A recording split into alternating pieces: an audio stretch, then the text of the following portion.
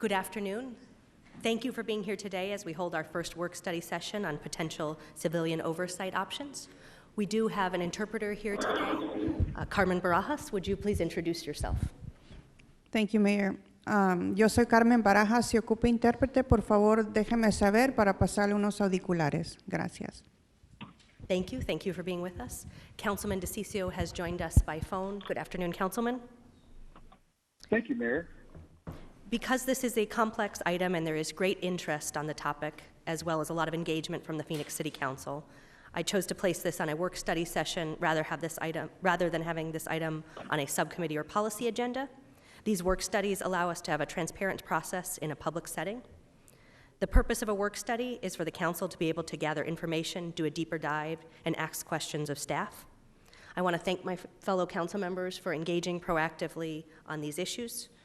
I know we have all been busy having conversations with our community and getting more information from staff and other experts. I appreciate the efforts of Councilman Nowakowski, Chair of the Public Safety and Justice Subcommittee, and all of its members, as well as Council Members William and Garcia, who are co-chairing the ad hoc committee. Their work continues while we do the work at this particular series. This is not an issue that has one solution, and the civilian oversight discussion is one of many efforts that the City of Phoenix is making.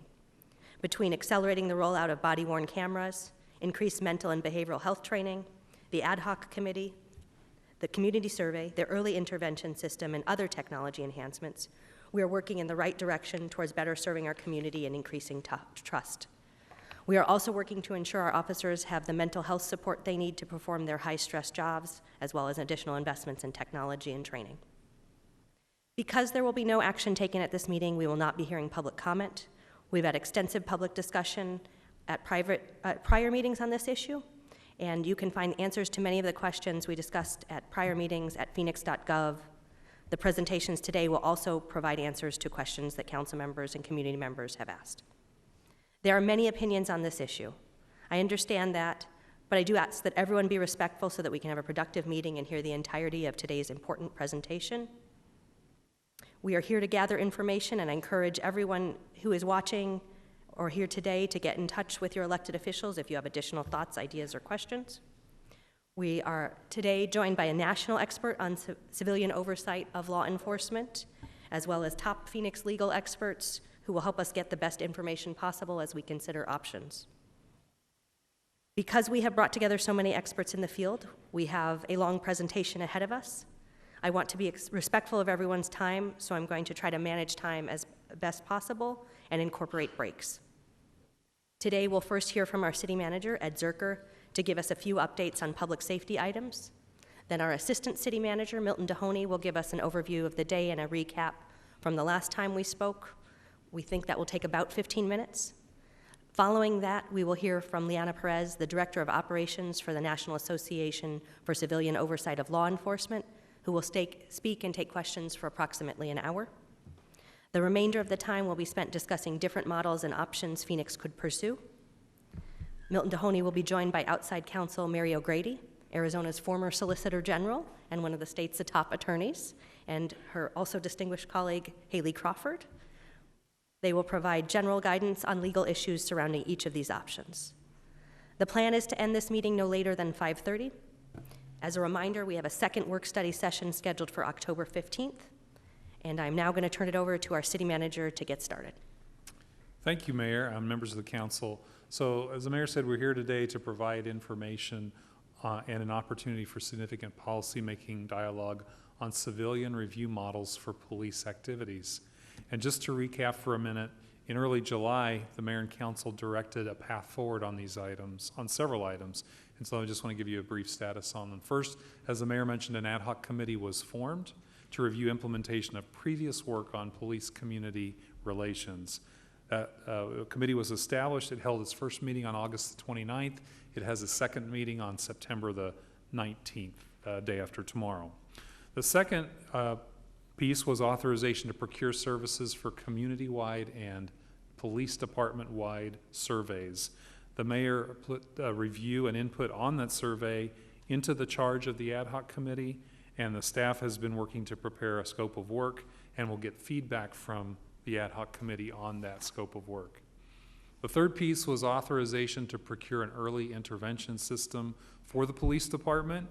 The staff has been conducting research and reviewing our existing systems and data, and a request for information will be released next week to ensure that we have full information on what is available in the marketplace. And finally, the mayor committed to move forward with a robust discussion of the civilian oversight models for Phoenix, which brings us here today to a work study session. So we'll have our staff presentation, and that includes the availability of outside counsel. The council will reference a number of documents, and we have those at your seat, which include the charter and some other legal documents that you can refer to today and for the next meetings. So with that, I will now turn it over to Assistant City Manager Milton Dahoney. Thank you, Ed.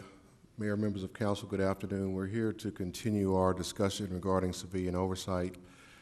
Putting names and faces together, to my immediate right is Liana Perez, who resides in Tucson. She is the Director of Operations from NACO. Mary O'Grady is to her right, and Haley Crawford sits to her right. They are from Osborne Maladon and will provide our outside counsel function. So first off, I'd like to go through the meeting flow for today. So we'll do a brief recap of what happened on July 2nd when we had our meeting in the Orpheum Theater. We will share some high-level observations with you.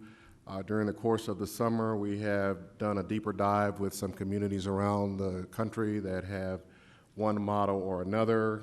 We've talked with staff that works in various offices, and we've done some additional internet research. So we want to share some things that we've gleaned over the course of the summer. Following that, Ms. Perez will make her presentation. She will speak about the three categorical models that we've talked about, outlining both strengths and challenges associated with each one, and then we'll do a Q&A with her, as the mayor indicated. Following that, we will do a review of our current complaint processes, what we are doing today in terms of addressing complaints that are brought forward by citizens. There will be a legal analysis provided by our outside counsel, and that will lead us to a snapshot of some Phoenix-centered models. One of the things that was asked of us on July 2nd was to come to the work study with some samples of, if you were to set this model up in Phoenix, Arizona, what might it look like? So it's not meant to be totally definitive, but to give you enough of a flavor of the kinds of duties associated with each model, staffing, et cetera. And then we will follow that by some general discussion, just Q&A between the panel and the members of council, as long as you would like. So first, let's step back to July 2nd at the Orpheum. We talked about the goals of civilian oversight to improve public trust, to ensure there is an accessible complaint process available to all citizens, to promote a thorough and fair investigation, increase transparency, and to deter police misconduct. We talked about the models that tend to fall into one of three buckets, one called review, one called audit monitor, and one called investigations. The scope and the structure and the authority of the model that you choose is typically codified by way of either city ordinance, executive order, which you would tend to find in a strong mayor form of government, or a consent decree. So the high-level observations that we've gleaned over the summer, oversight models are not a replacement for current complaint processes. We found that in every city, there's some segment of the population that knows what the current process is. They know how to use it. They're comfortable using it. They do use it. And so as cities have gone through deliberation to set up their model, they didn't want to take that away. They simply created an alternative system that's available. It is not used for criminal matters. You heard me say that on July 2nd, and that's still true. Hybrid structures are common. So some cities may borrow duties that typically may be found within a review category and blend it with some from a audit or monitor category. That's a common thing that you see around the country. Models do evolve over time, and sometimes cities will change the name of their oversight agency. They may also evolve the scope of duties that the office is asked to perform. Mediation, we noted, was a formal part of the process in some communities where there is a complaint brought forward. It doesn't work for every situation, but maybe if the complaint is maybe not as serious as others and the citizen is willing to go through a voluntary mediation process, then the police and the citizen will go to a mediator and see if the complaint can be resolved. Board composition is something else that we noted in looking around the country. Boards tend to be widely diverse.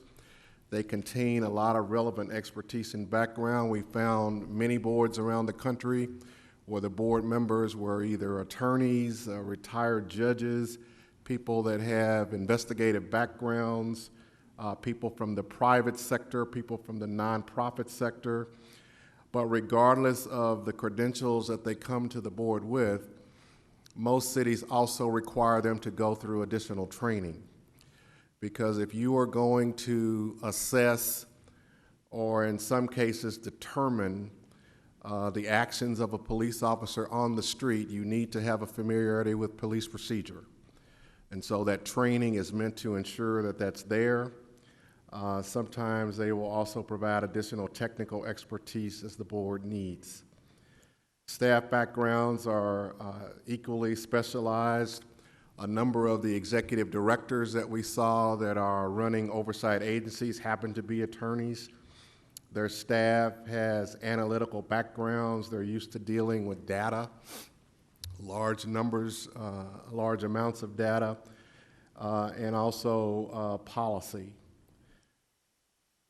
Everyone we talked to, whether it's via email or telephone, told us that creation of an oversight model, regardless of which model it is, will bring pushback.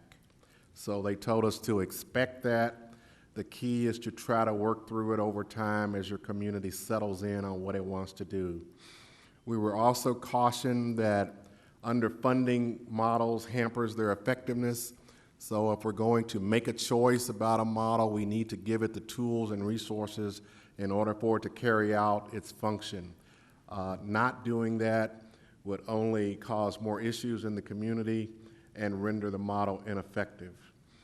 And nearly every model we looked at, they still retain the disciplinary decision-making for employees with the chief of police. Yes, please. Councilwoman Stark. Thank you. Do you actually have a percentage of, when you say nearly all models, is that 90%, 95, 75? Have you looked at a percentage? Mayor, members of council, we did not try to determine a percentage, but between the communities we engaged for the July 2nd meeting and all the communities we engaged over the course of the summer, including also our team visited with Denver, San Antonio, and Aurora, they all say the same. I don't know if Ms. Perez would have a percentage from a national perspective. Mm-hmm. She says no. Councilwoman Pastor.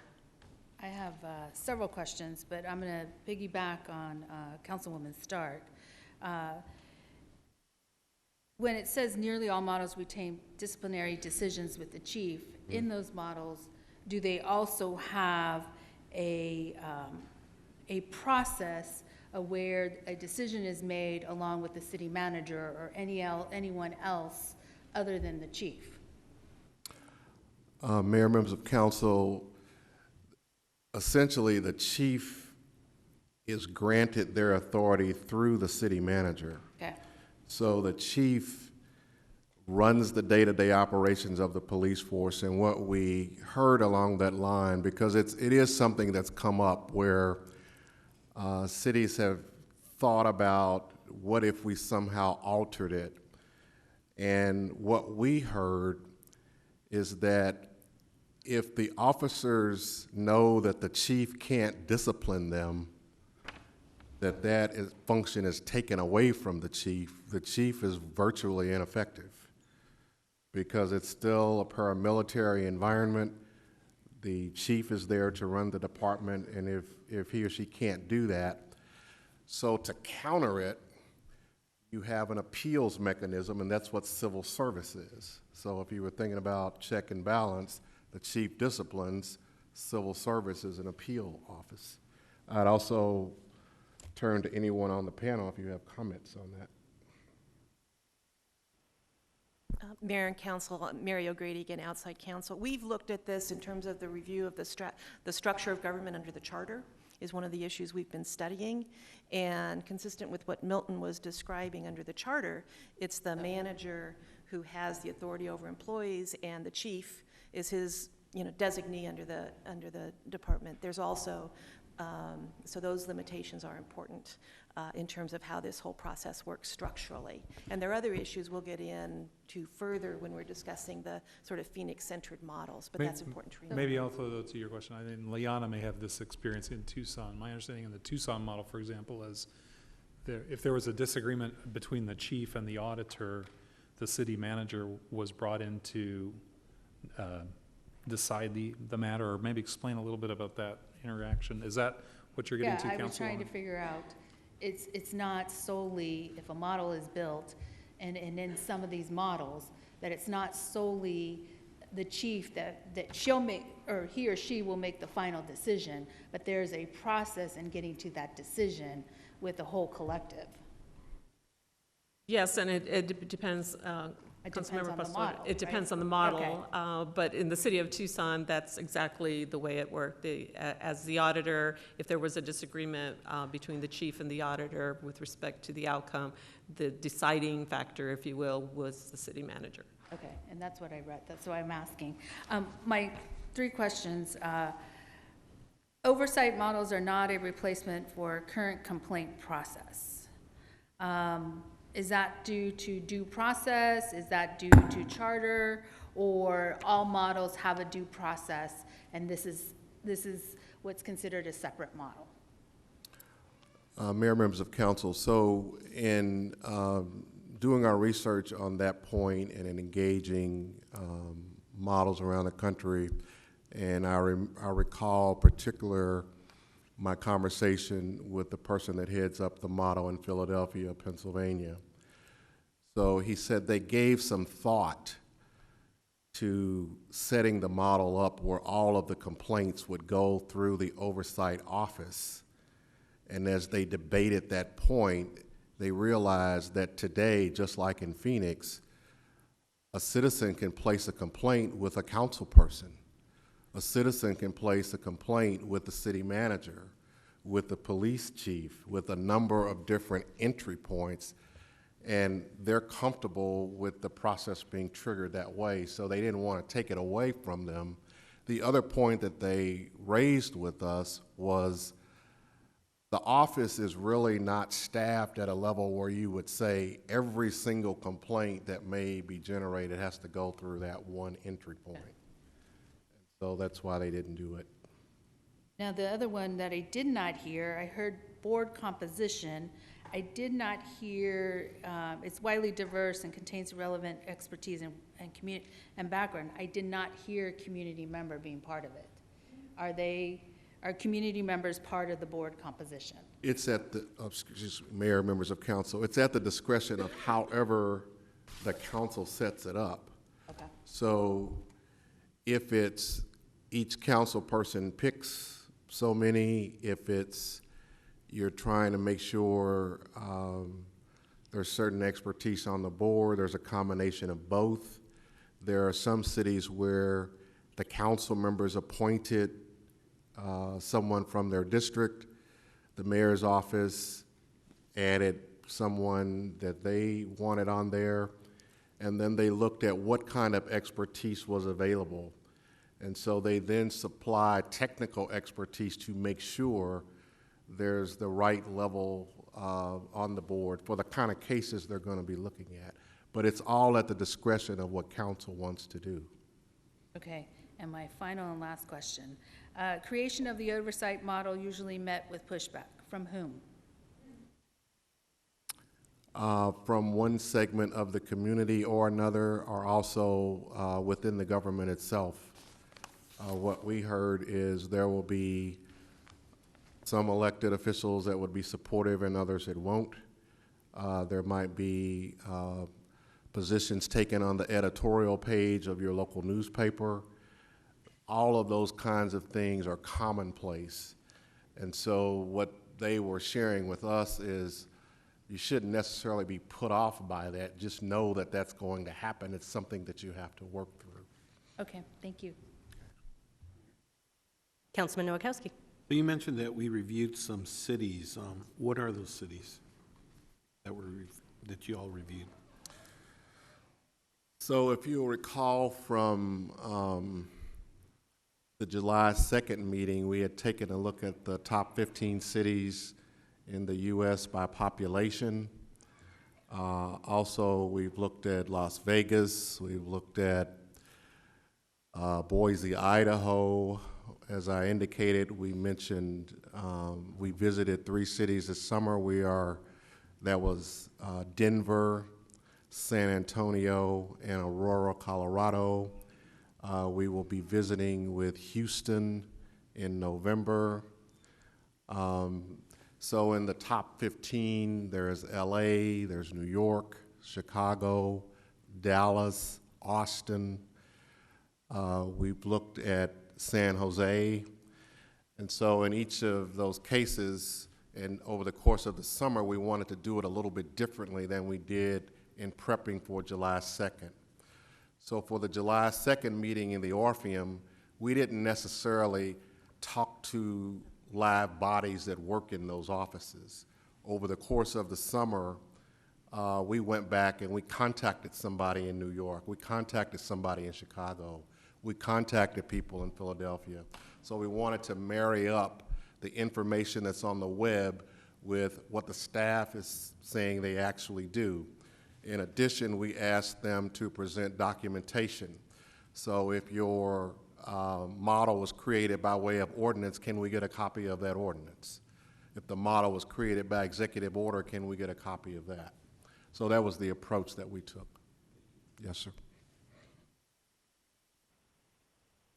So next is Ms. Perez, and she will walk through her slides. Thank you. Thank you, Mayor Gallego, members of the council, for having me here today. As you may have realized by now, I'm also the former police auditor for the city of Tucson. The city of Tucson had an auditor model with a board attached to it as well. So I was the auditor when it was first created in 1997 until the time that I retired in 2014, and then I went back for a few years, and I just recently retired about 2 months ago again. But I'm here today as the Director of Operations for NACOL, and I have been a member of NACOL for my whole entire career as the auditor for the city of Tucson. And what NACOL is, it's a national organization that basically brings a level of professionalism to oversight models across the country. We provide training, education, assistance. I speak to communities every single day across the country, which are in the same position you are right now, basically taking that thoughtful approach to what model is going to work best for your community. So hopefully I can share some information with you today and be able to answer any questions that you may have. I plan to go through each of the models, but please ask questions as necessary. So I don't know which one to look at. So this is the question that the $1 million question, right, that I'm asked every single day. Is one model better than the other? Because there's a variety of models. So when deciding which model to implement, really the needs of the community And all the stakeholders should be very carefully assessed as you're going through this process. The level of support that you're going to have for the models, I believe Milton just mentioned, pushback. There needs to be a level of support, but there will also be those, that want certain things in your model. You're going to have to decide going forward what works best for your community and what works best for what you're trying to accomplish.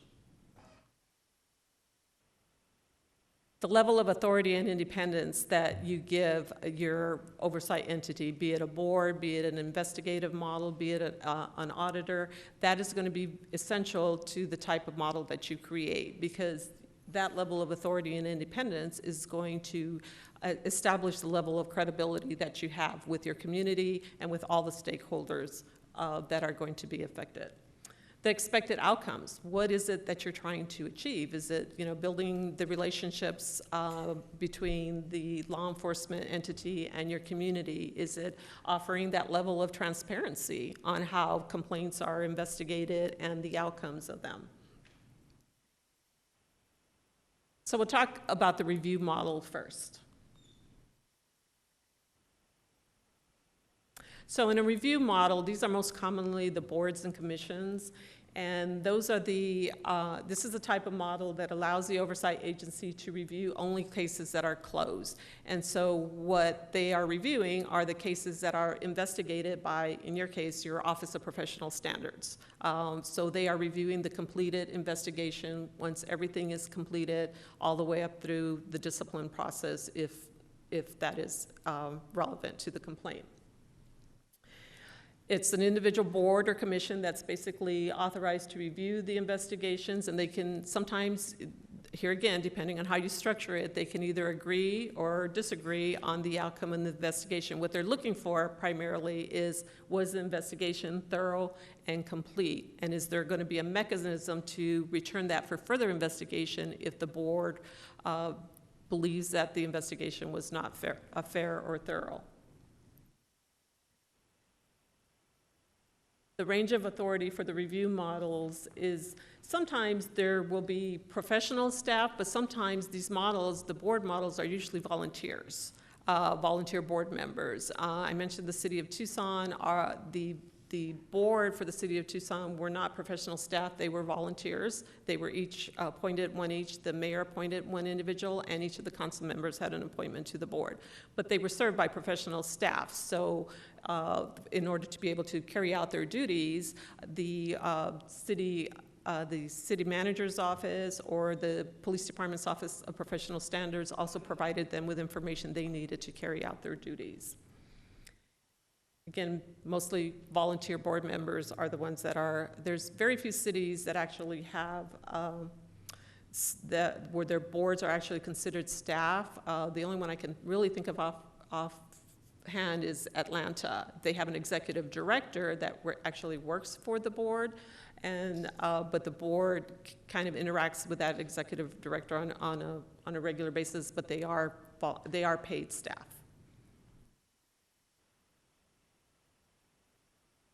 So in some cases, the board would have, as I mentioned, the authority to require additional investigation if they feel that it was inadequate. The biggest take on the review boards is because they're public boards, they meet in public, so there's that level of transparency, which, those are high expectations, and rightly so, of the community. They are meetings that are held in public, and depending on the state that they're in and the union contracts, and I believe Ms. O'Grady could probably talk about this later, you have to be careful with what kind of information you're sharing in the public meetings. I know in the City of Tucson, the way we did it was because of our union contract, we could not necessarily discuss officers' names in the setting, but we could discuss the complaint and the investigation, but we would not necessarily use the officers' names when we were discussing, when the board was actually discussing complaints. So some of the strengths of this type of a model, again, provide a high level amount of transparency with the community. and a level of involvement with the community. I was always, although the individuals that were appointed to the board were strictly the elected officials' appointments, there was also 3 advisory members to the board that they could appoint amongst themselves if they felt that there was a need to get maybe a perspective from somebody from maybe the faith-based community, or from, I always pushed that there needed to be a voice that represented the youth population on the board, and we got an individual for that as well. And as you know, to be flexible, to put members on that board that are going to help you help the board achieve their mission and actually look at the kinds of issues that are presented to them.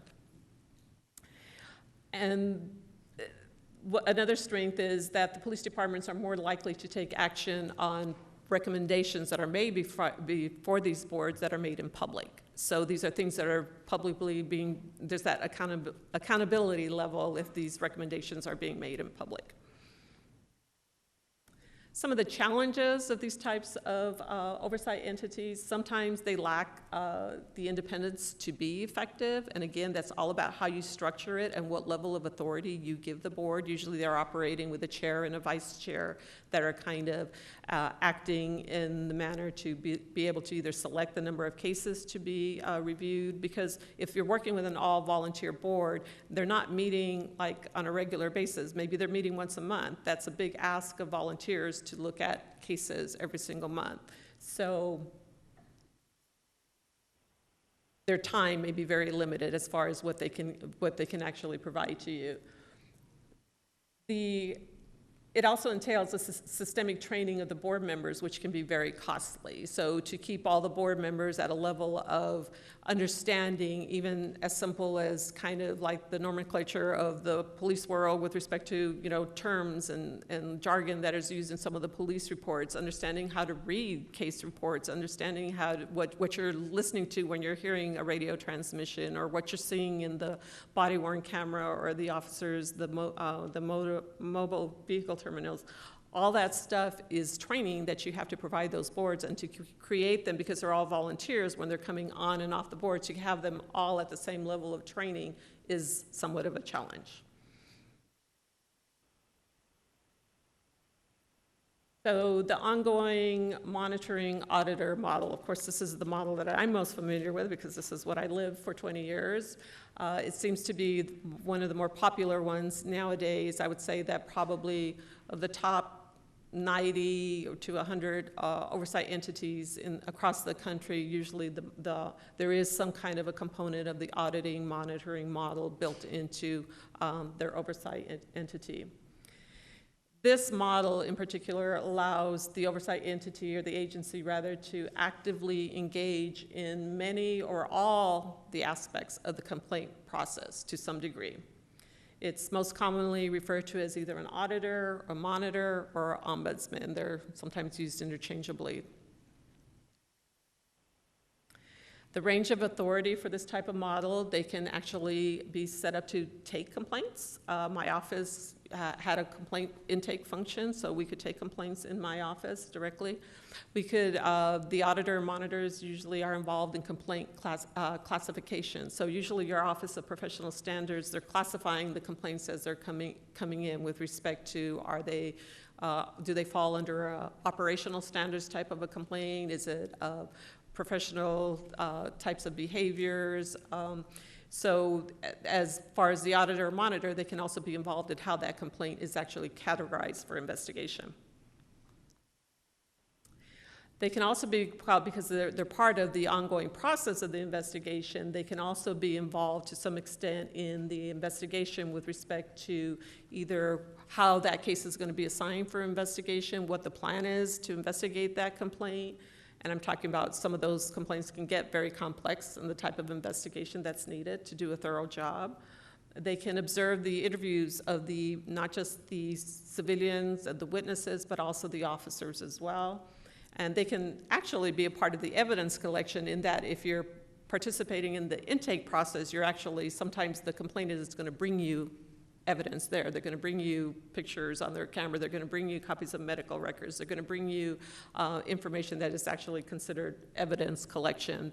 But you're doing this as the auditor monitor. You're not you don't have that investigative authority. You're actually collecting that to turn over to your Office of Professional Standards, who will be the ones that are actually doing the investigations. Report writing, you can establish protocols for the types of reports. Do you want quarterly reports from your auditor monitor? Do you want annual reports? Do you want reports after each of the incidents, or just high-profile incidents? Involved in the analysis of the complaints. The data collection is very important, because usually when you're making recommendations, you're also making, your recommendations are oftentimes supported by the analysis you do on the types of complaints. For instance, if you're seeing a particular type of complaint, maybe in, I'll just use an example, rudeness complaints. You know, what is it that the department is doing to address these types of complaints? If you're seeing a spike in those, we did a study in the city of Tucson early on, where we were seeing a lot of rudeness complaints that were falling within an officer's tenure between 5 and 8 years of being on the force. And it was like, why is this? And so is that the point in the officer's career that we want them to go back and get additional training? There's a lot of things that come out that can be part of your recommendations if you have the authority to do the analysis of the complaints and the data that you're looking at.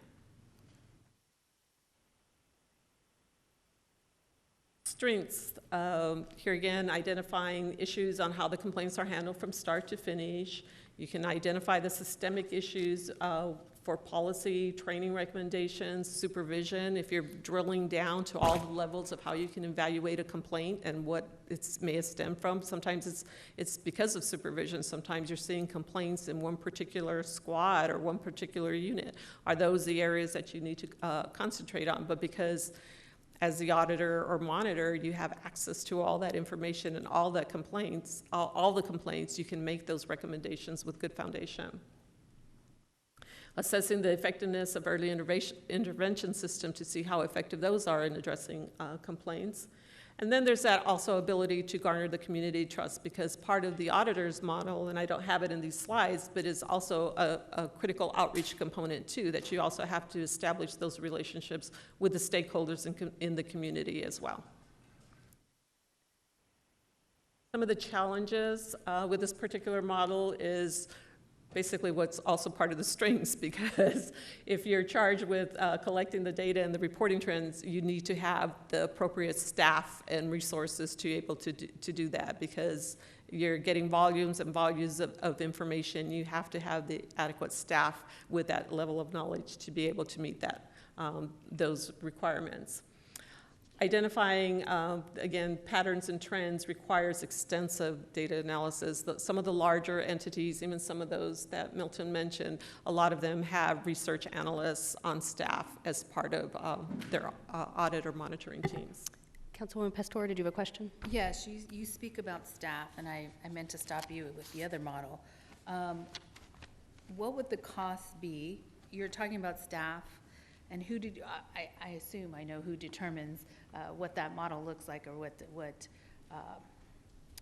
where the resources come from.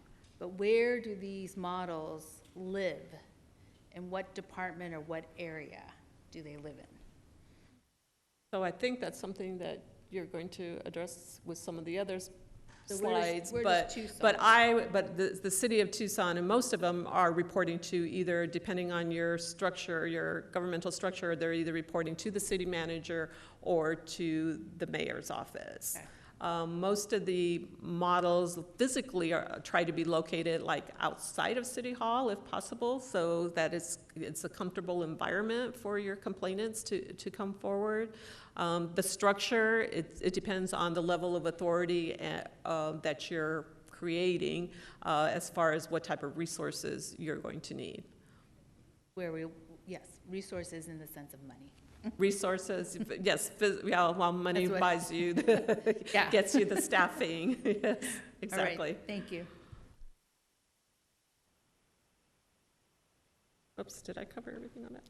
I think I did. So the investigative authority model, this one is probably the the most intensive resource-wise. Think New York City, San Francisco. New York City has a full investigative model, so does San Francisco. A couple of other agencies across the country have semi-investigative models for different types of complaints. But this one completely does not depend on your internal affairs or Office of Professional Standards departments. The oversight entity does the investigation from start to finish. They conduct the interviews of the witnesses, including the civilians and the law enforcement officers. They gather the evidence, and they prepare the investigative reports. They can make recommendations for findings as to whether the evidence supports the allegation in the complaints. And in some cases, depending on the ordinance or the charter or even the state that they're operating in, they can make recommendations and impose discipline. But it is, I'm sorry I don't have a percentage for you, but that is not very common. It's only, like I said, there's only a few entities that actually have the full investigative model, so that the imposing discipline part is very, it's very unique. There's not very many oversight entities that have that level of authority.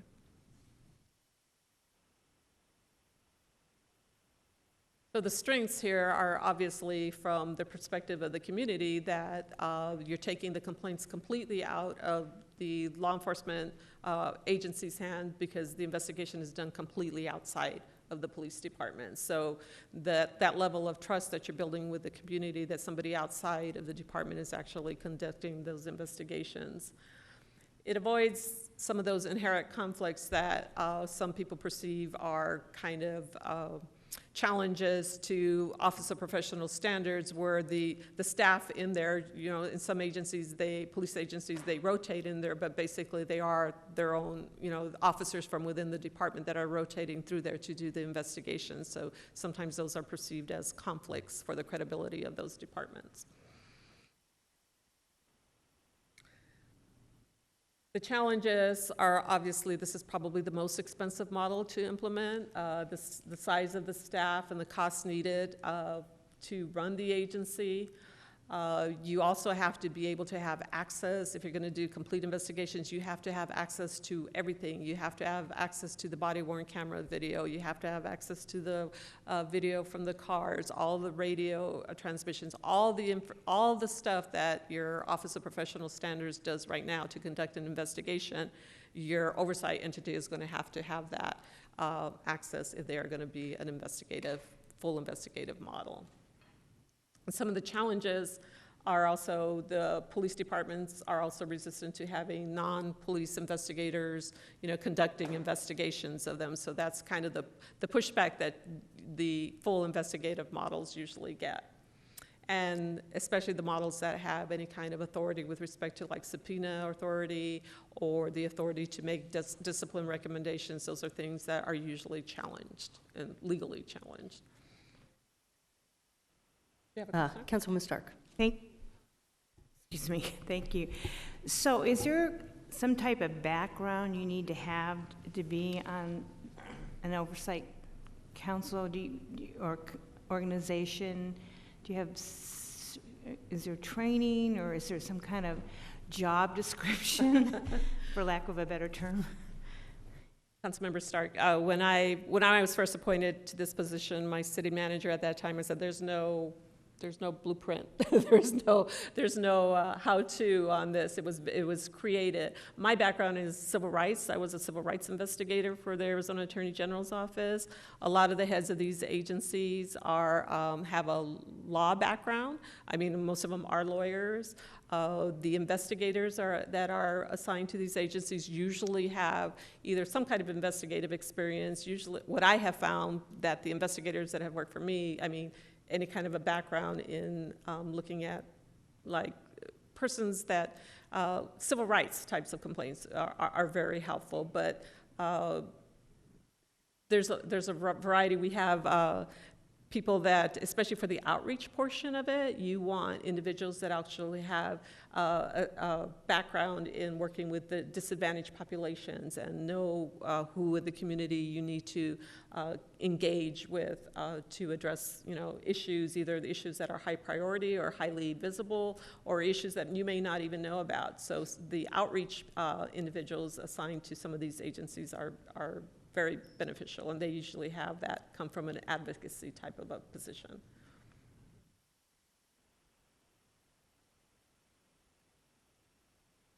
So the hybrid model is kind of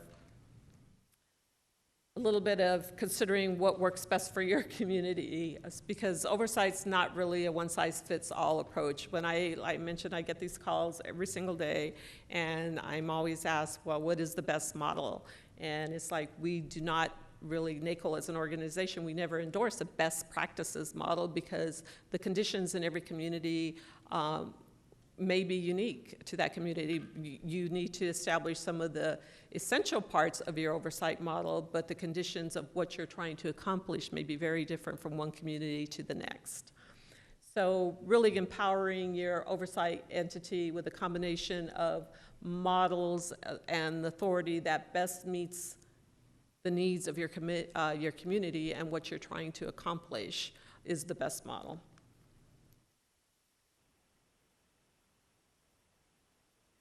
I answered my question before I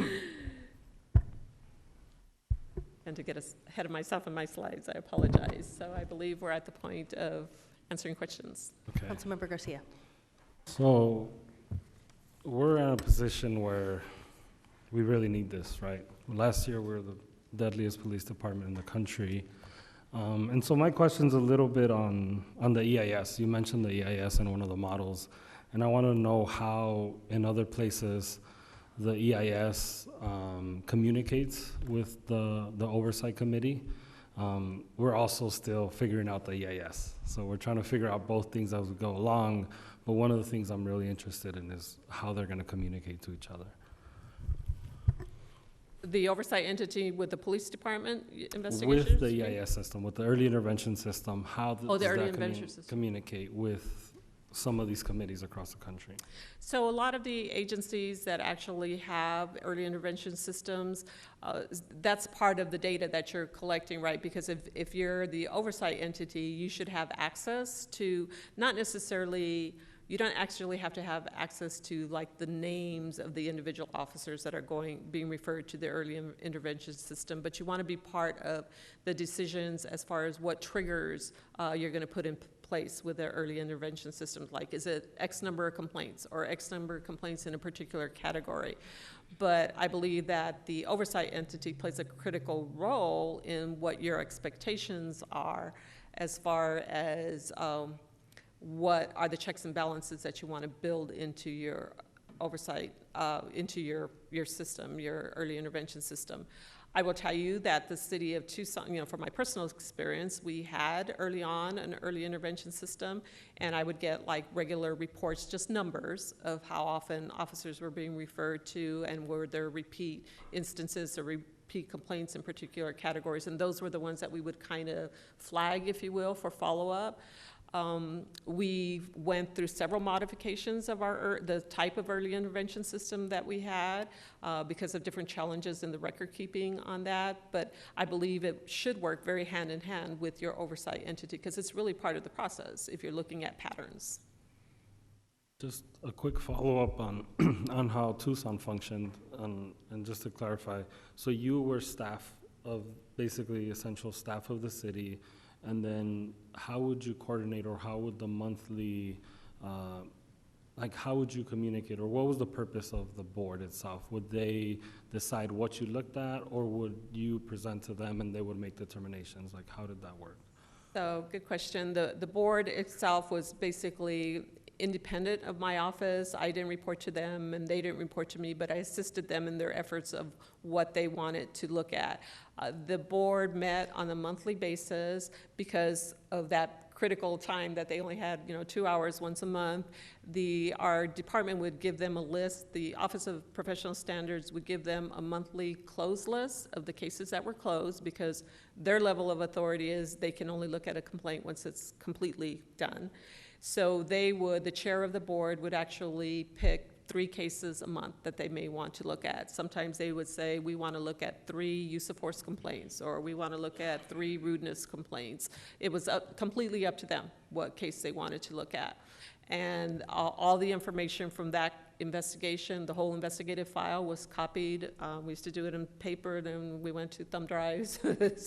And so they had all that information a month ahead. So they had a whole month to review it for the next meeting, and that was the complaint those investigations were going to be reviewed at that meeting. Now, if the board felt that the topic or the issue of the complaint was something that they needed additional, like a subject matter expert on, sometimes the police department would bring in somebody. Maybe it was a training issue. They would bring in somebody from the academy to provide them with that level of training that they needed to have to be able to thoroughly review the complaint. Or maybe they needed someone from my office. My office was always present at the meetings, because for the most part, the complaints that they were looking at were ones that that we had always looked at, because we look at all of them 100%. And they're only just looking at, a smaller fraction of them. Leon, but if I we could work too, very closely. If I recall right from talking to Mr. Ortega, the board was actually created before the staff was created, right? Weren't they separately created? And which I think is a little bit of a caution, is you probably want to do them both at the same time and Probably want to do them both at the same. So the city of Tucson was kind of unique in that in 1985, I believe, they created it was called the Police Advisory Review Board, and they were appointed by mayor and council. They had been in existence for several years before 1995. At that point, members of the community had gone before the city council and said, we want more of a permanent type of a oversight entity, whatever it was at that time. But we also wanted to have the board intact as well, because we wanted the communities to still have access to the board in an open setting with respect to being able to have public meetings and so forth. But we also want the professional staff that also does this on a day-to-day basis. So yes, correctly, what they did was they kind of restructured the board at that point so that only the individuals on the board that were appointed by mayor and council had a vote, so to speak, because prior to that, it was a kind of a mix of the board, appointed individuals, and also some of the law enforcement individuals from the Office of Professional Standards they had a vote. But so they undid that and made it a completely community-driven board, and then created the auditors. But they did it both at the same time. What was the composition of your staff? And then can you compare that to the office you've seen that works the best in the country and what that looks like? Well, my staff, so the city of Tucson has about 900 officers. My staff, initially, it was just myself and an administrative assistant. We quickly saw that was probably not very sustainable. It's just probably not relevant to this conversation, but I was fortunate enough to be able to also take on the Office of Equal Opportunity Programs for the city of Tucson. So I was the director over both. So I also brought in additional investigative staff. So at that time, at one point, at the height of the staffing prior to the recession, I had about 7 investigators and a person that did outreach and somebody that actually could do the data analysis for me. But that was because we were combining multiple departments. The ones that, to answer your question more specifically about more of the successful office, I will tell you, I believe you met with Denver. Denver has, but they have oversight over Denver Police Department and the Denver County police officers, sheriff's department basically, and the jails. They have a staff of, I believe he's close to 30, maybe about 32 employees. They have a monitor, 2 deputy monitors, and multiple investigators and outreach individuals. So I would say that Denver probably compares size-wise very close to Phoenix, although they have those extra responsibilities with respect to the county sheriff's department and the jails. And San Jose as well has an auditor firm. San Jose has a staff of 6, I believe. They have an auditor, a deputy monitor, an outreach person, somebody that does the technical data, and a couple of intake investigators with a staff of, with probably close to 2,800 officers. I think Councilwoman Pastor? You mentioned that the EIS system works closely with the model. We're in the process of looking at that or purchasing new software. And so that kind of like got me thinking in the sense of we're just barely having a conversation about a model. And how would then our EIS system work hand in hand with also the model that you were speaking of? And so my mind is moving very rapidly in the sense of we're trying to build we're building as we're moving, and we're trying to also implement or go out for an RFP on an EIS model. And what does that look like?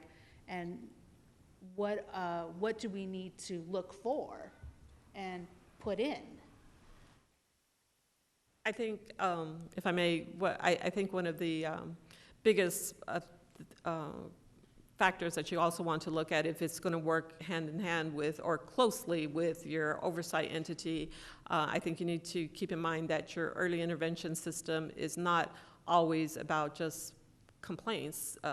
There's other things going into that system, so you have to, whatever software you create, you want to make sure that there's that level of confidentiality that's built into the system so that you're not necessarily sharing anything with the oversight entity that doesn't need to be shared if it's not related to a complaint, because I think that those were some of the challenges for my office early on. It's like I didn't want to see information about an officer that was sent to an early intervention system that had nothing to do with their community contact with the community or a complaint. So whatever the software is, and I'm sure it's come a long way since the one that we used way back when, but I think whatever mechanism to be able, the reporting mechanism is what I'm trying to say is going to be important. What kind of reports are you going to be able to share and still maintain that level of confidentiality that is going to be important.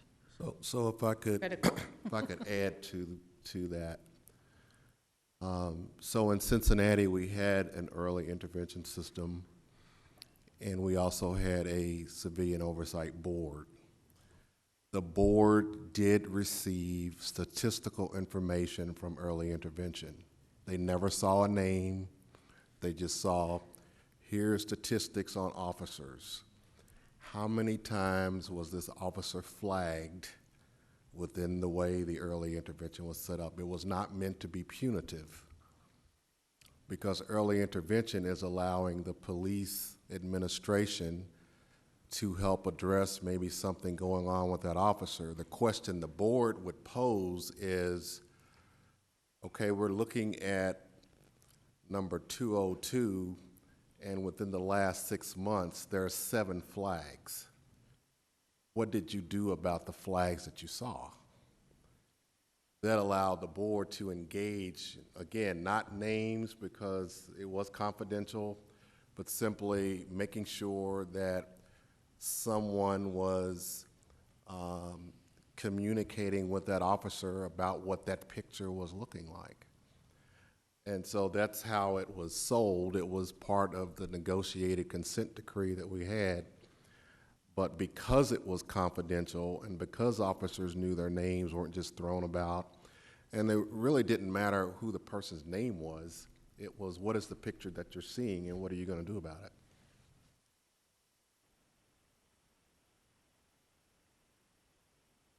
Any additional council member questions? Mayor? Councilman DeCiccio. Mayor? Oh, thank you, Mayor. And thank you for the presentation. It was definitely very extensive. My question is more to the city manager, and I'll keep my questions short here. Ed, and the reason I'm asking you is because you're in charge of the city.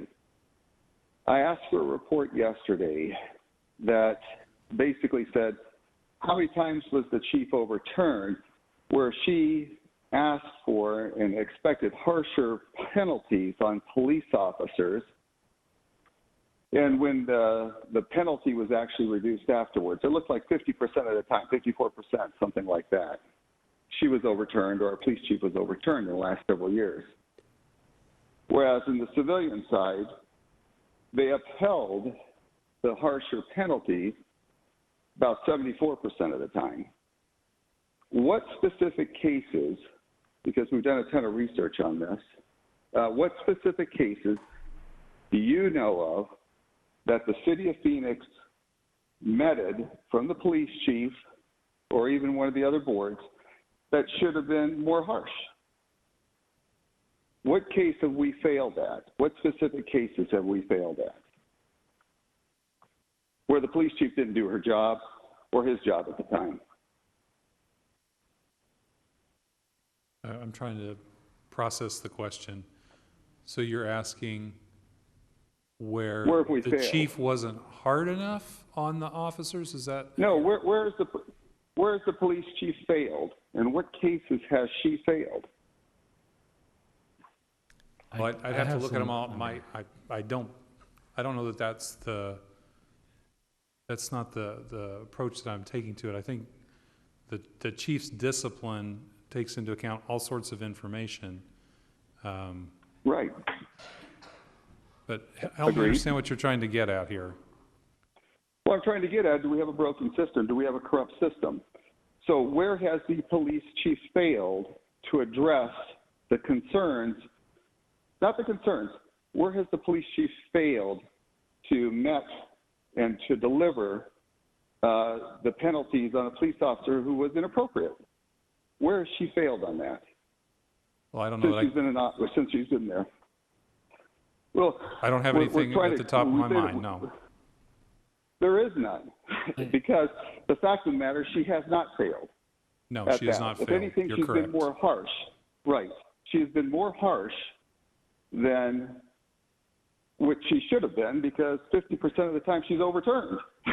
Whereas in other departments, she's not, those departments are never overturned, rarely overturned. 3/4 of the time they're upheld. So the bottom line is, I do not see a problem here. If there's no problem, we're fixing something that's not true. So what we're starting to see here is we've not had any failures in the system. We're heading down a path that is going to corrupt our system by taking the sands out of the basically administrative process and putting it and politicizing this. So what we're about to see is a politicization of the process that has kept our city clean of corruption, clean altogether, and now what we're heading down is a path here that is literally going to put us in a bad spot.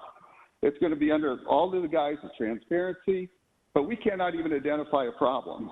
We have not identified a single problem in the city of Phoenix where the police chief has failed, not one, and because she has not failed. And this is a national movement right now that makes the police officers look bad.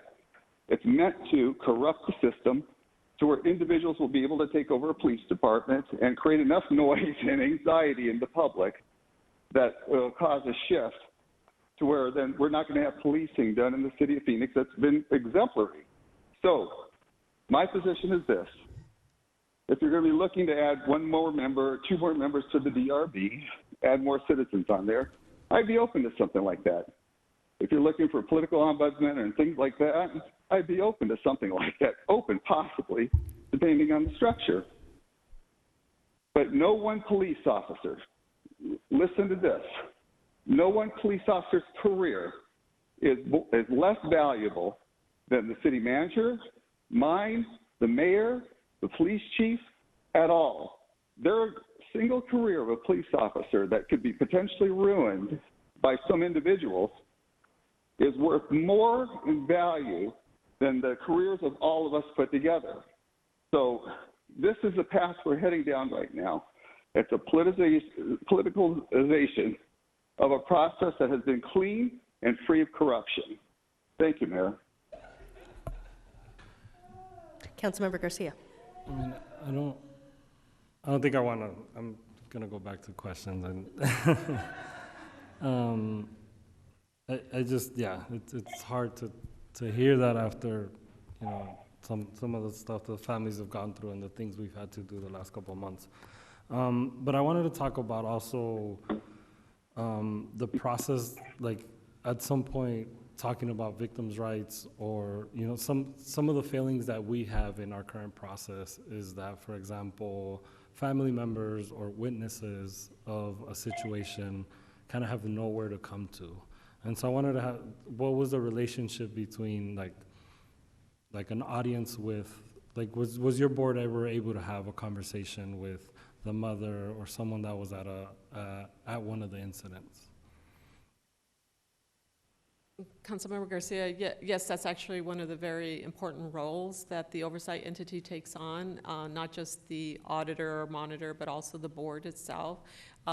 Because the board holds public meetings, the complainant themselves or members of their family or support system is able to go and, you know, speak publicly, but they're also able to, you know, talk to the members of the board as well.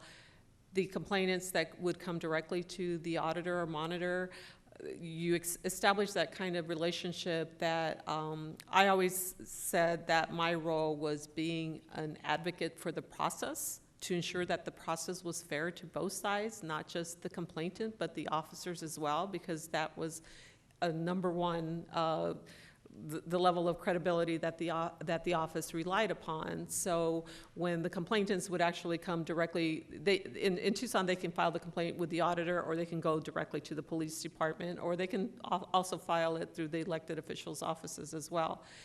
But one of the roles that we served is, you know, the complainant coming directly to our office, we could also keep them apprised of the status of their investigation, obviously not revealing any specifics about what witnesses or what evidence is being, you know, shared at the time of the investigation is ongoing, but we can actually, you know, let them know, because that was one of the biggest complaints for Tucson was I file a complaint and I never heard anything. It's been a year, it's been 2 years, I've never heard anything, or there's no follow-up.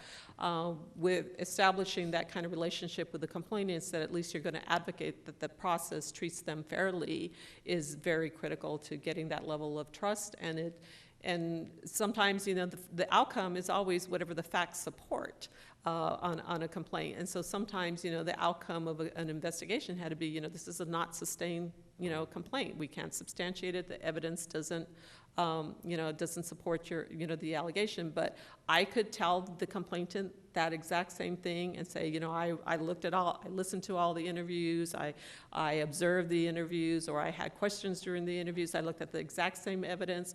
Coming from the person from the outside was more accepting for the citizen to, I guess, to accept the finding, versus the letter that they got from the Office of Professional Standards that, you know, said, you know, the outcome of your complaint is not sustained. Well, they never get really an explanation with that, but the oversight entity can give that explanation, and basically, and not having to go into a lot of details, but they know that other set of eyes actually looked at it, and somehow that was very comforting, if you will, if I probably should use a different word, but it was very satisfying to the complainant. Thank you. Yeah, because I think, at least in the last one, what we saw is a lot of families just didn't feel heard. The next question is also, how, both in Tucson and other places, beyond just looking at an individual incident, do some of these boards also advise on policy, like if they're starting to see patterns suggesting kind of shifts in policy in the department, or kind of looking at other parts of the policing or operations order? Yes, they do, in short terms, but it depends, again, the community that you're in. I will tell you, like Washington, D.C., they have a policy, they actually have a whole protocol for having some of their their investigators actually kind of like monitor and observe like protests and demonstrations. I mean, that is written into their procedures to look at bigger picture things and interact with their law enforcement agency on, you know, what protocols the law enforcement agency is going to use to, you know, to police, you know, these different types of events. The same happens like in San Francisco. I mean, it's happened in Tucson with results, you know, the outcome of demonstrations and protests. Okay, what are our, you know, standards going to be? What level is the monitor or the auditor going to be involved in looking at any complaints that come out of this event? And what can we do proactively before knowing an event is about to occur to engage the community as far as what type, you know, if there's going to be complaints, how are we going to address them?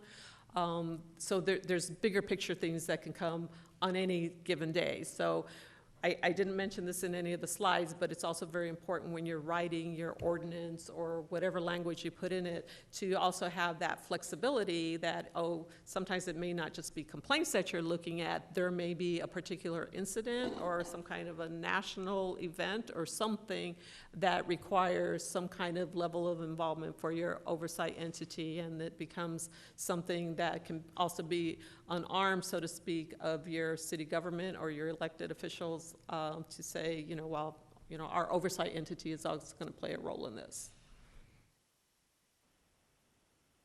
I believe Councilwoman Pastor, someone on my left had a hand up. I did. Councilwoman Pastor. I'm just struggling right now. And the reason why I'm struggling is there's a reason why we're here. And we're here because the community is not trusting the police. And in being here and being centered as where we are, and I really want to thank my colleagues for being present and for wanting to take on this discussion, because that means we're here to do the work that is needed within our community, which includes police. Just because we're having a discussion about this is not implying that if we make any improvements, that it's to a status quo, that we're anti-police or anti-Chief Williams. What it's indicating is that we are supporting our community. And it's also supporting our police, and it's also supporting those that feel there's antitrust around it. So to me, that's a collective of a community. And I also believe and support the efforts that Chief Williams is trying to do in the sense of us having this dialogue and discussion. And to believe that it isn't true, or to believe that we shouldn't have this dialogue and this isn't happening in the community is wrong. And it's completely wrong. We got elected for a purpose. We got elected to protect our community. And protecting our community means listening to everyone, and also providing solutions to where we think there is something wrong or that improve, that is something good. But that's why we get elected. And to believe that we're having this dialogue, I had just had to stop for a moment and breathe, in the sense of someone wanting to paint us as anti-Chief Williams and anti-police. And I just won't accept that. And I will step up and I will show that I am here to lead and that I am here to create policy that protects everyone. Thank you. Thank you. Any additional council member questions? My proposal is that Milton complete the first section of his presentation and then we briefly break. Does that work for my colleagues? Well, okay, would we prefer to break right now then? Yeah. All right, so we will take a 10-minute break and reconvene at about 4:02.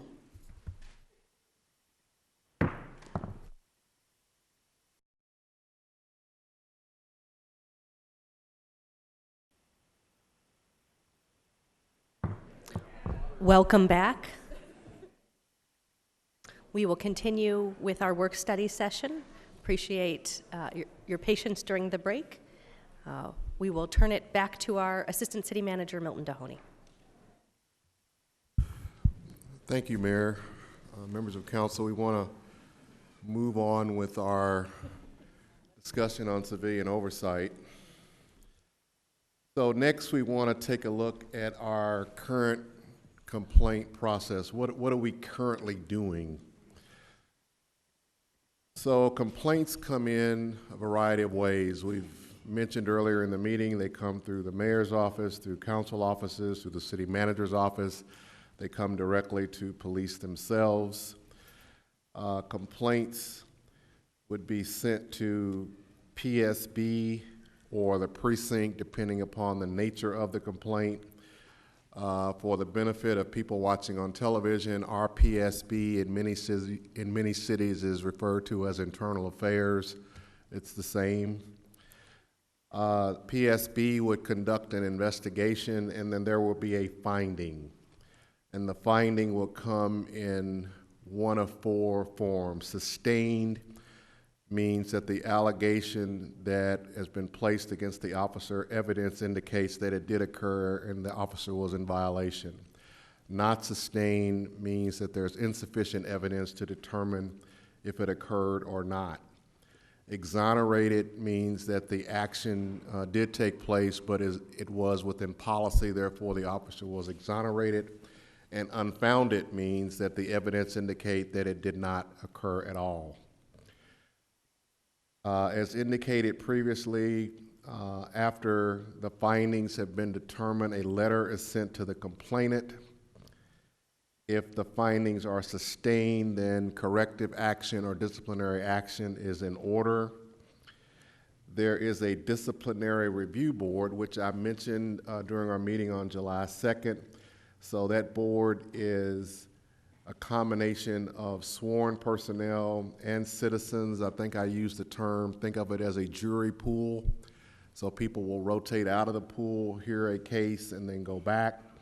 And so the DRB, as we call it, would make a recommendation to the chief on either suspension, demotion, or termination.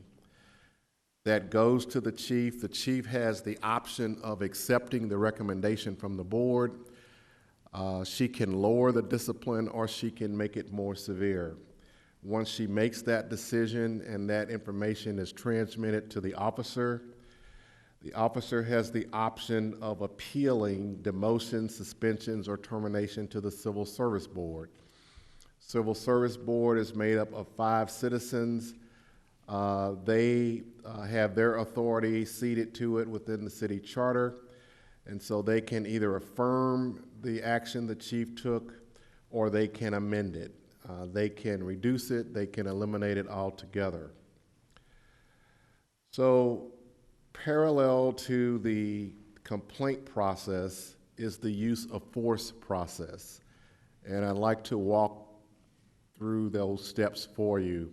So there is an application of force, meaning a police officer has used force out on the street. That then goes for investigation by PSB. PSB conducts their investigation, and there may be a convening of the use of force board. That board, again, is sworn personnel and citizens coming from that jury pool collection that I referred to. So they are trying to determine if the force used was within policy or out of policy. They will then make a recommendation to the chief. The chief will look at that. If the force used was within policy, then that complaint would be closed at that point. If it was out of policy, then the disciplinary review board would be triggered. And so the DRB, again, sworn and civilians, would look at it and make a recommendation to the chief. The chief would either accept it or amend it, communicate it to the officer, and if the officer took issue with a demotion, a suspension, or termination, they could appeal to civil service. So what you see, the sort of backward, upside down L on the screen, that's the base process. Now I want to layer in a parallel process that also occurs. So the application of force has happened. The use of force has taken place on the street. It goes to PSB. Simultaneously, there is a criminal investigation done. And why I'm drawing these out separate, you'll recall from the prior presentation, none of these oversight models have anything to do with criminal matters. So it would not involve whatever model you set up, but I did want to show it to you. So the criminal investigation is done, and then the case is presented to the county attorney. The county attorney will make a judgment, was the actions of the officer a criminal act? And if the county attorney says yes, then it would go straight to the chief. There's no need to go through the administrative process if the county attorney is saying the criminal activity has taken place. So at that point, the chief has to make a decision about the employment status of the officer in question. So who is the Professional Standards Bureau? What does that consist of? That's a staff of 38 people. It's 1 commander, it's 4 lieutenants, it's 20 sergeants, 7 detectives, officers, 6 administrative staffers, and they have a total budget of $6.4 million. The key thing to remember relative to PSB is they do a lot more things than just investigate criminal complaints of citizens. In fact, the majority of the activities that they're engaged in have nothing to do with citizen complaints. This is a snapshot of the administrative action or disciplinary actions taken within the police department in calendar year 2018. There was 191 trainings or coachings, 205 supervisory counselings, 122 written reprimands, 46 suspensions, 21 people resigned in lieu of going through the administrative process, 15 people retired in lieu of going through the process, 9 retired in lieu of termination, and there was dismissal of 3. So that's the sort of calendar picture. I know we work on a fiscal year of July 1 to June 30th, so that's a little, most people don't look at it like that. So we put that together just for 2018. And now we want to get to the Phoenix-centered models, and before we start, I want to turn it over to Mary O'Grady to do the legal discussion. Thanks, Milton. Again, Mary O'Grady here with Haley Crawford. We've done a high-level review of a variety of legal authorities so that we could provide advice on these issues that the council is considering. You have a packet that includes lots of the materials that we've looked at. So just to give you a list, we've looked at the city charter and the relevant provisions there. We've looked at the state statutes with a particular focus on the Peace Officers' Bill of Rights. We've looked at city ordinances. We've looked at the personnel rules, the Civil Service Board rules, police department operations procedures that are relevant here, and the labor agreements, the relevant labor agreements. Those are, again, in the written materials. I've asked, in terms of our organization, I asked Haley to do a particularly deep dive on the labor agreements so that she understands those, and I'll be probably doing the bulk of the presentation here with Milton, but Haley may respond to questions, particularly if there are any on those issues. Again, our review is fairly high level now, but as the work gets more focused, we'll be able to respond accordingly. So with that, I'll turn it back to Milton for a description of the first city-centered model that we're going to discuss. So we were asked to come forward with 3 samples as if you were actually setting them up in Phoenix. So we've looked at a myriad of models across the country. We've looked at duties that are performed within the various offices. So what we're going to show you now is just a sample. It doesn't mean that's exactly how it would ultimately be done, but it gives you a feel for what it might look like. So we start with a Phoenix review example. The duties of that office would be to receive complaints, to review completed investigations. Remember, we talked about earlier, the review model tends to get investigations once it's totally complete, conduct public forums, and suggest process changes on how the police is doing their business. A possible staffing range is 5 to 10, board size 5 to 25, totally at the discretion of City Council. The estimated operating cost at a minimum $994,000 and at a maximum $1.7 million. So the cost range I'm giving you accounts for the staff, it accounts for setting an office up separate from the city hall or city police department, the furniture, the technology, all that you would do if you were going from scratch to create an entity.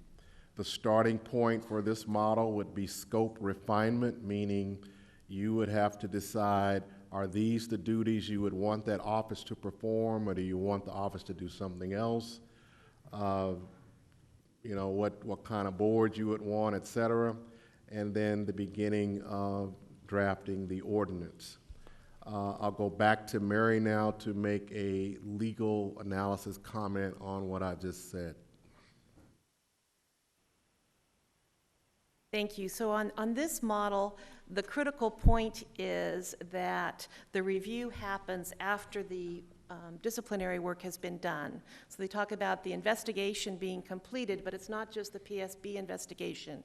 It's the completion of any disciplinary decisions and any appeals from those disciplinary decisions before this review happens. So given that structure, we don't have any kind of unique legal issues to draw your attention to. Certainly there's open meeting law issues and public records issues, but no unique legal issues because, again, this model would not affect decisions regarding an employee's discipline. It kicks in after that process has been completed.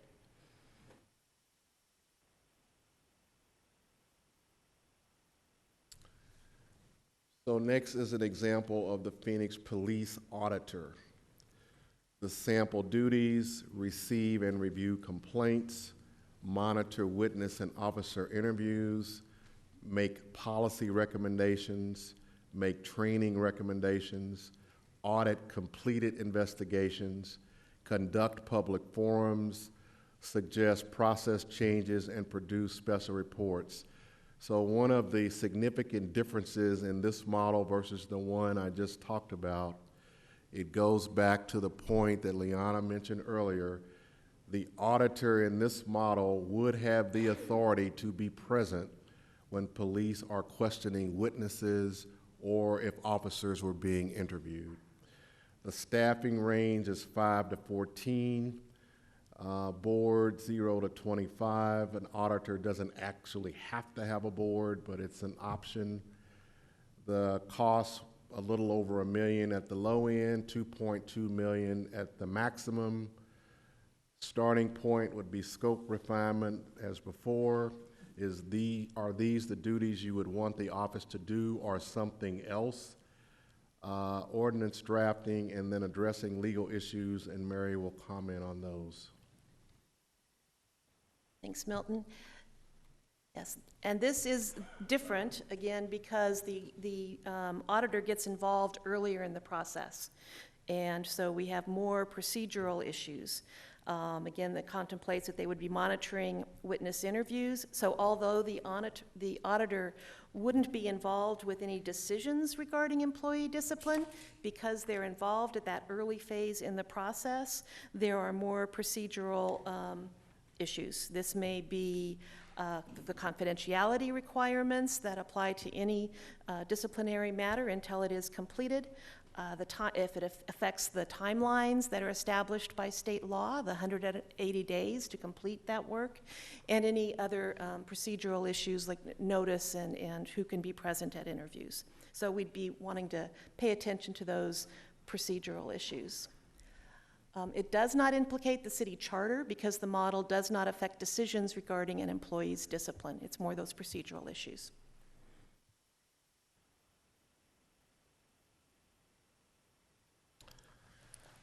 Next is the Phoenix investigative example. And so the sample duties are receive complaints, investigate complaints, perform parallel investigations on use of force allegations, utilize subpoenas for records, witnesses, and officer interviews, recommend discipline to the chief, and issue annual reports. So one of the things I didn't mention, but now that we're at the third and final model, the duties would dictate what kind of staff you need.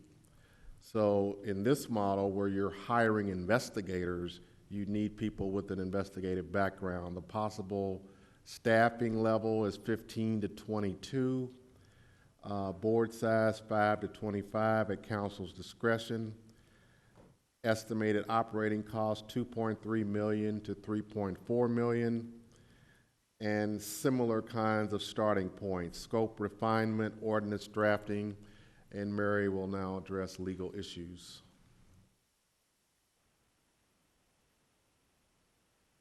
And this model does implicate the charter.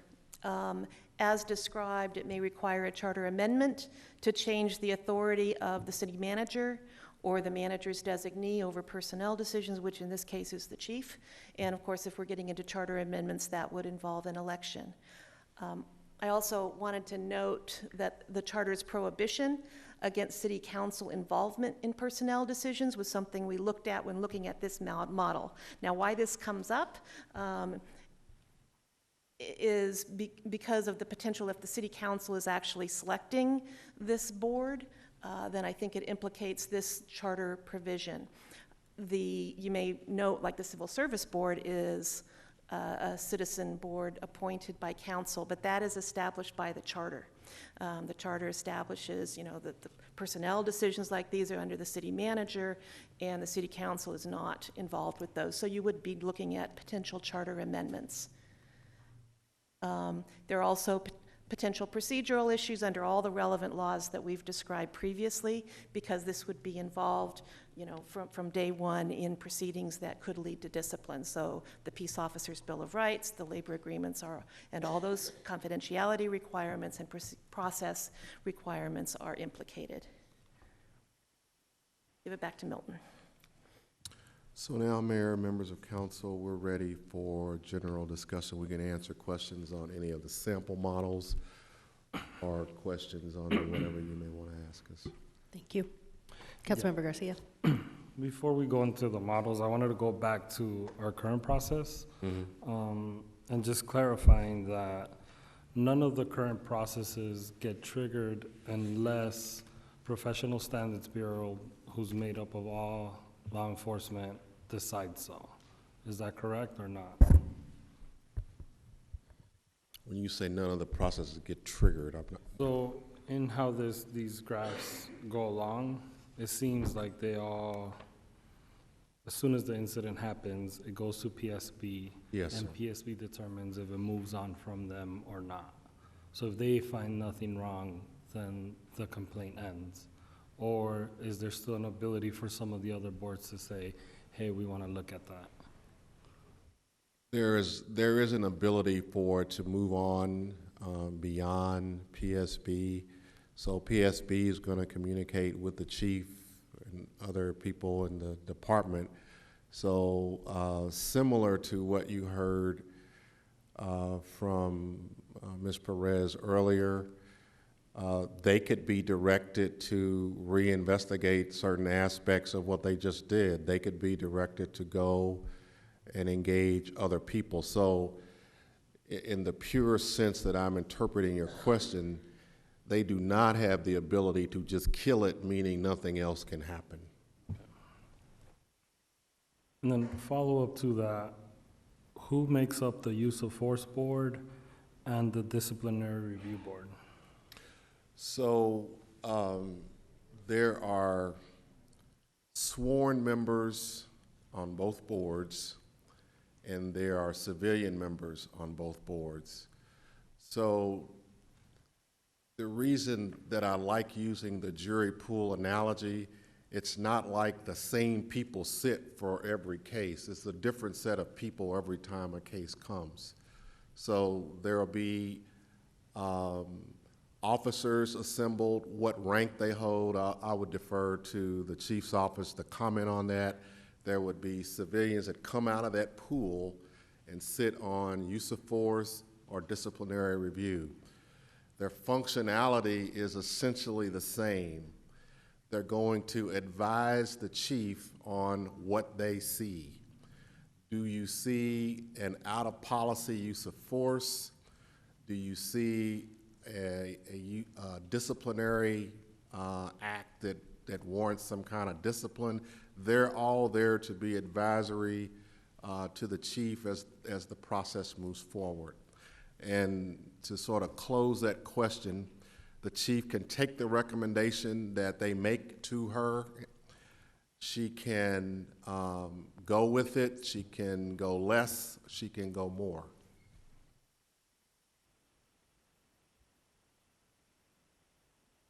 Councilmember Garcia, should I turn to Councilmember Stark? So I want to follow up with the councilman's question. So the use of force, that is, the civilians are appointed by the chief and not by council. And then, if I'm correct on that, would that require, if, let's say the council decided they need to be a part of that process, would that require a city charter amendment? Kind of a two-part question. So, sorry, Mayor, members of council, Councilwoman Stark, I wouldn't necessarily say appointed by the chief, because the citizens come and go through an application process in order to get to be in the pool. So a citizen that wants to be involved with either DRB, use of force, whatever, they've gone through an app process, they've been background checked, there's some screening that goes into it. I believe the current pool size that we have is 60, somewhere in that range. My understanding is that list is good for 3 years. So over the course of 3 years, they might be called for a variety of cases, not just people that are handpicked by the chief. And I think there was the second part of that question was probably for Mary O'Grady, which was, could the council direct, would it require a charter change for the council? If we decided we wanted to be involved and help appoint those people, would that be a charter? I'm going to say potentially, because of, and because there is a question of degree here. If it's council appoints, serves at the pleasure of, and then you're replacing, getting it out of the manager's chain of command and under the council, then I think you need a charter amendment. And currently the process is under the manager and under the chief. It doesn't implicate the charter. Councilwoman Williams. Oh, I'm sorry, No. Just even changing the number of civilians that would be serving on that board would require that? And not naming any people or anything, just saying instead of 2, there's 4? Mayor and council members, I'm thinking of who does the selection, who picks who serves on the board. And if it's a board that consists of council appointees that serve at the pleasure of the council, and that makes up the majority of the board, you have potential legal issues because of the charter. Again, this is where there may be a scale in terms of how the specifics of the proposal work in terms of when the charter is implicated. Just said there's a pool of 60. So instead of having, say, 2, 4 could be selected by whomever selects them now from that pool. And Mayor and council members, that would not implicate the council or the charter, because you're not changing who does the selections. And Haley, did you have something you wanted to add on that point? Yes, members and mayor of council. This particular committee and the citizen selection process are established in the police operation orders, which you do have a copy of. It would be Order 3.18, which is in your materials, so that will kind of lay out how the pool works and how they're selected. As far as changing the number, again, this is under the city manager's authority because the city manager has delegated to the police chief sort of oversight of these personnel rules and the policies that apply to the police department. And this discipline review board is established in those orders. So it would be a question of somebody proposing a rule change for the police orders as it is currently set up. Okay, thank you. I have one more question if I can. How many complaints do you receive a year? And what's the range to severe and not? Councilwoman Williams, that's something I need to do a little more research on to make sure that I'm giving you accurate numbers. Because you remember the slide I showed you where complaints are coming in a variety of places. So what we have now is an individual may send their same complaint to 8 or 9 different people. And so that complaint can be forwarded to different folks. I want to talk to the police a little more before I start giving numbers to make sure one complaint that goes to 9 people is still one complaint, not 9 complaints. So I would ask for a little more time to give you that. And also, if the complaint itself, I think way back you said that a precinct commander could settle some of them? Mayor, members of council, some of the complaints that come in are of a nature that's more localized. So I'm upset with Officer Jones in this precinct on what they said. That complaint might get resolved at the precinct level. It's not necessarily going to go all the way through a process. So it just depends on the nature of what the complaint is, how far it goes. And based on that, that's why some cities do use mediation to try to get it settled at a lower level much quicker than, going through all the steps that it could. Thank you. A quick follow-up on that. So we don't track all complaints that come in? No, I'm not, Mayor, members of council, I'm not saying that we don't track them. I'm saying I need to do more communicating with police before I don't want to say a number out loud and have it be wrong. So I need to get a deeper understanding of just how we do calculate them, and then I'll be glad to share what we have. Councilwoman Pastor. I just need some clarity about operation orders. My question is, who crafts the operation orders? Who blesses the operation orders? And then how do they, I'm assuming then they get implemented. Generically speaking, since we're going to do a deeper dive, I will invite Chief Williams to come join me. But to get at your question, an ops order is essentially constructed within the police department itself. So there is an internal process of drafting what the order is. There is a process for communicating it out to the members before it actually is executed. It then is added to the body of other ops orders. It's like their day-to-day Bible that directs what they do. And so if I've butchered that, Chief, I apologize. So Mayor, members of council, Mr. DeHarney, you did not butcher it, sir. You did a great job. So operations orders come about in a number of different ways. If there's a change in state law, if there's a change in some type of methodology of policing, if there's community input, a perfect example of that's going to be operations orders 4.48 that we made some adjustments to based on learning a lot more about what we're doing and how we're policing. So some of them are just historical, some of them we add in, some of it's law, some of it's community.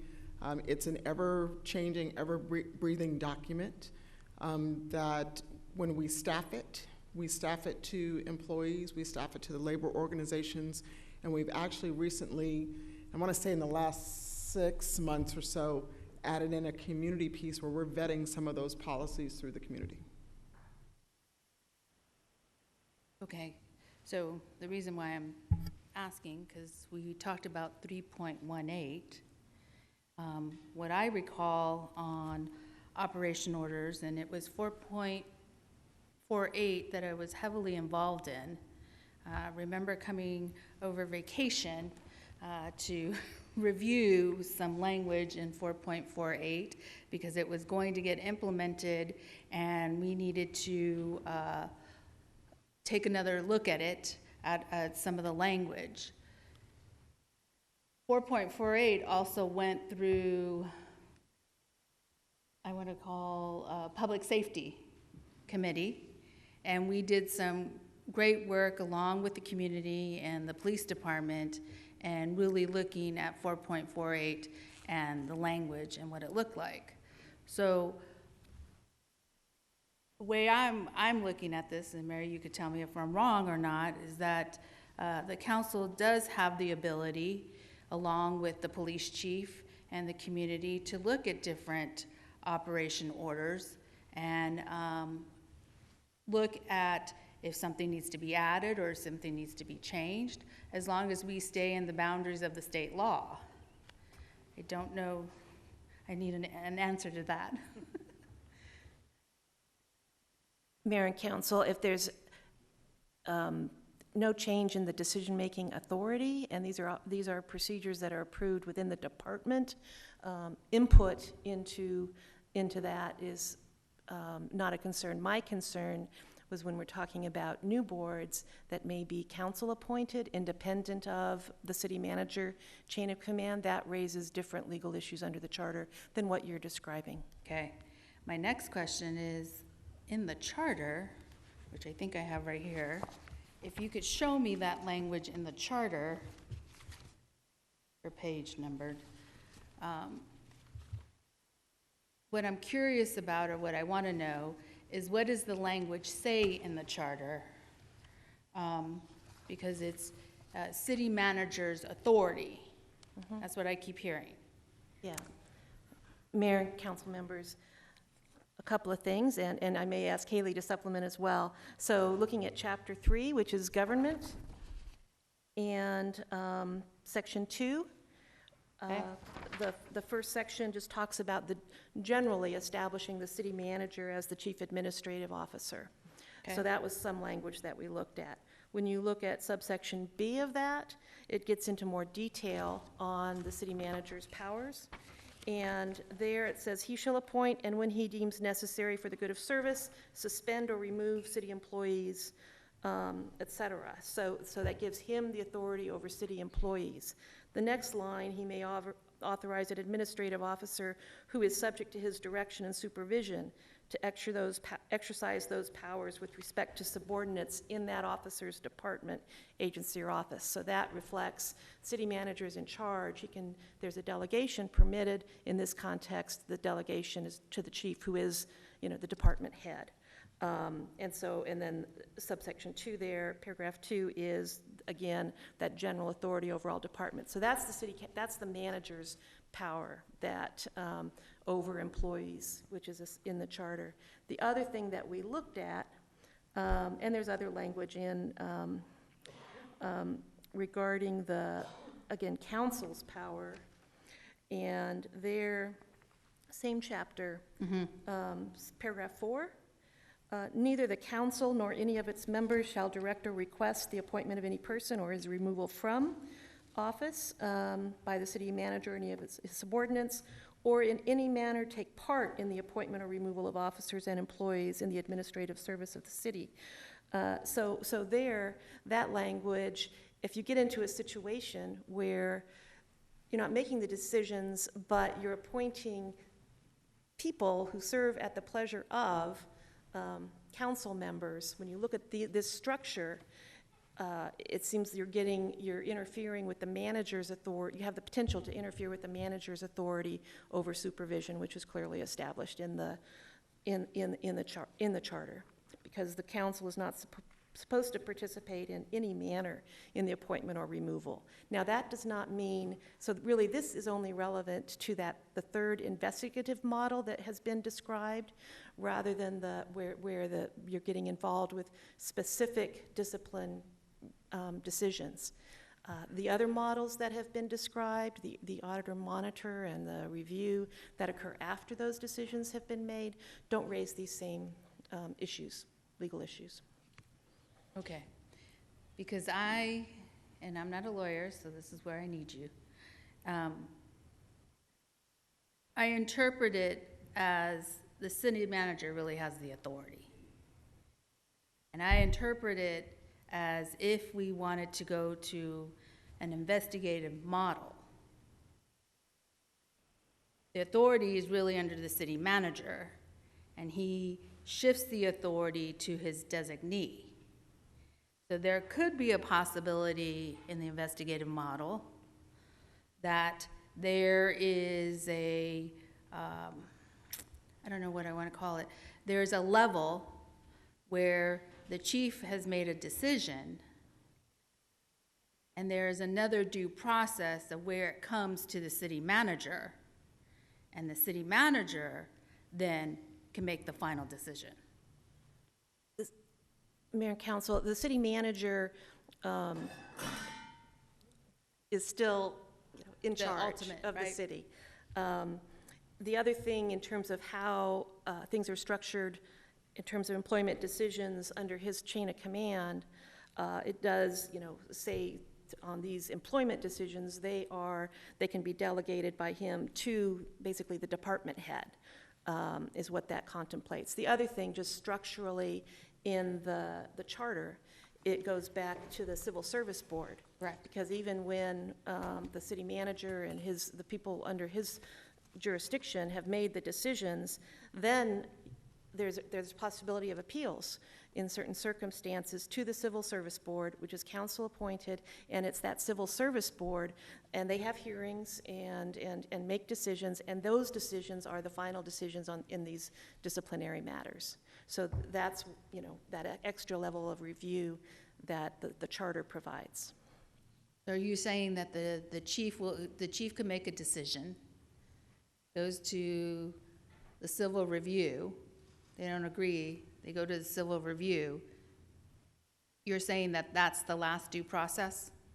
And it goes to the Civil Service Board if an employee files an appeal from the chief's decision, Okay. from the disciplinary decision, and then that's the final level of review at that point after hearing in the disciplinary matters. Now, again, some of this review wouldn't affect individual discipline under some of these models, but that's how the disciplinary process works under the You're charter. saying the investigative model, under the investigative model, we could not create a hybrid of an investigative model that would stay within state law and stay within the charter. That's what I'm hearing. Well, I'd want to know, again, what additional details there are. Because we do have investigations here conducted by PSB. If you want to have a different entity do those investigations, you need to respect the charter structure under the city manager. Yeah. I guess where I'm trying to get at is there a possibility to do a hybrid of an investigative model, or have a hybrid of an investigative model that stays within the state laws and stays within the charter? Mayor and Council. And I don't know, you don't have to answer because I know we don't have the answer, but I'm just saying these are some of the things that I would like to look at as we move forward in this area. And Mayor and Council, so two comments. One, when the labels are helpful only to a limited way. So we'd need to know specifically what's your vision of a hybrid model? What are its components? And then we can do a better, more concrete legal analysis when we know kind of what the specifics are of that concept. And so that would be helpful. Again, I think what you're asking is it possible to create a hybrid that has elements of investigative that stay within the existing charter and state law. So what I'm hearing is you're sort of turning it back to us to say, is that possible to create one? Right. I think, I to your point, want to know the legal we could look piece. at that, yeah. I think I understand. I think Councilman Waring could have helped me on that one. Thank you. So one question and then a comment on that. The CSB also looks it doesn't only look at police officers, right? The Civil Service Board? Mayor, members of council, that is correct. The Civil Service Board is there for any employee of the government who wants to appeal disciplinary action that relates to demotion, suspensions, and termination. Just to be, any employee who's covered by the civil service system. So there are employees at a certain level and above that are not covered by the civil service system that do not have rights to the Civil Service Board. But the vast majority of city employees, sworn and civilian, have rights to the Civil Service Board. And then the second to that, so what would keep us, or what would make us have to change the charter would be the selection process of who we wanted on a board.